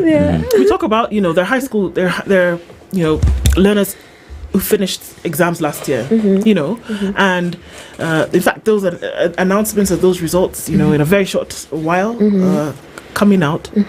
Would you say that this is something that they could also get involved in, or is that something that they could get involved in as people wait to make a decision about later, as people want to say, okay, what can I do in the meantime to be able to let me be sure about what I want to do in the future? Is that something that they could? Yes, it's something that I would encourage the youth who have finished their high school to enroll in, because it's start at 18. If you're 18 and above, you're already qualified to join. Yes, so I would encourage them to apply for that. Yes. Okay. There is the issue of applying for it. There is the issue of not everybody who has applied for it getting an opportunity. And there is the need for people who don't get it the first time to understand something beyond that. Now you applied, you got. You applied, you got. That's what you call exception. Okay? What would you advise people who have applied and have not gotten it the first time? They should not give up. There are so many other opportunities out there. It's not just KCB that are offering scholarship. There are so many out there. Even you can learn online. Yes. There are so many people who are offering free skills online, like YouTube. You can go and learn from there. If you fail to if you don't get the chance. And I think I would also add on that the fact that you've already spoken to the fact that you are mentoring. So the skills that KCB has given you is also something that could be replicated to others that might have applied, not gotten the opportunity, but through you, they could get the same skill set that was given to you. Yes. Right now I'm mentoring, and for the people who maybe they didn't get the opportunity to join, I can as well. They can come to me. Yes, for someone or any other person who has the same skill, and they can learn from them. Who trained you? What's the stock of people who trained you during your 6 months? Because this is interesting, because before there's so many things. Dennis tells us all the time, there's did you say catering? Anyway, whatever it is. There's so many of these courses that you can get trained in. But who's training you? These people established in the market, practitioners, who trains you? Yes, there are people who have already been established in the market, and they are skilled enough. We have photographers there, we have videographers, people who are training to do sound design and editing. Like, there are people who are already in the industry. That they train you. And there's this institution in Lavington called Fila Mujwani. It's an Ednah Institute. That's where we got the training from for film. It's a very big company there. So KCB partners with the TVETs, established institutions. Yes. So one of the things that is very difficult to hear, the testimonies such as yours, because one, we tell our listeners that over 1 million young people enter the job market every year. 1 million is very, very, very, very many people. And yet, in this one program, we have testimony of people who not only went through the process, but it's like immediately after the process, there is a guarantee that there is something that you'll be able to apply, whatever skill it is that you acquired. Yes. Are you in touch? Is there an alumni for people who, for instance, trained during that same period with you, so that you're in touch with them, you know what they're doing? Is there such a thing? Yes, we are. We are in touch. We're in the same WhatsApp group, and we also see online like what people are doing, and we actually support each other. You support each other? Yes. It's very good. It's interesting to see that kind, would you do another course? Yes, I would, if given opportunity. And how would you go about that? I mean, does it allow you to do, so I've done this course, it's working for me. Can I do something else that would be able to complement that what I already have? Would you do that? Yes, I would. If there is, but at the moment they're only offering film production. So I haven't seen the courses that are aligned with what I'm doing now, because it's the same like beauty, farming, and those are not things that I want to. But it's interesting that anyway. I mean, thank you for sharing the experience with us. It's just great to see that different folks in different, areas are able to benefit from this one program and then do something with their lives after that. Maureen Wanja Bogwa is a KCB Foundation to Jejiri program participant. She's been our guest this hour, walking us through her experience, and thank you very much for doing that. And of course, we wish you all the best as you go forth and conquer. Thank you. So thanks for being in the hot seat. It's been a great sport this morning. Thank you all of you for being part of Kenya's biggest conversation this Wednesday. And as you go into your day, do take care of yourselves. We continue with the conversations that matter, and as we do that, always remember to keep it Kenya's biggest conversation. Thank you very much. It's 10 a.m.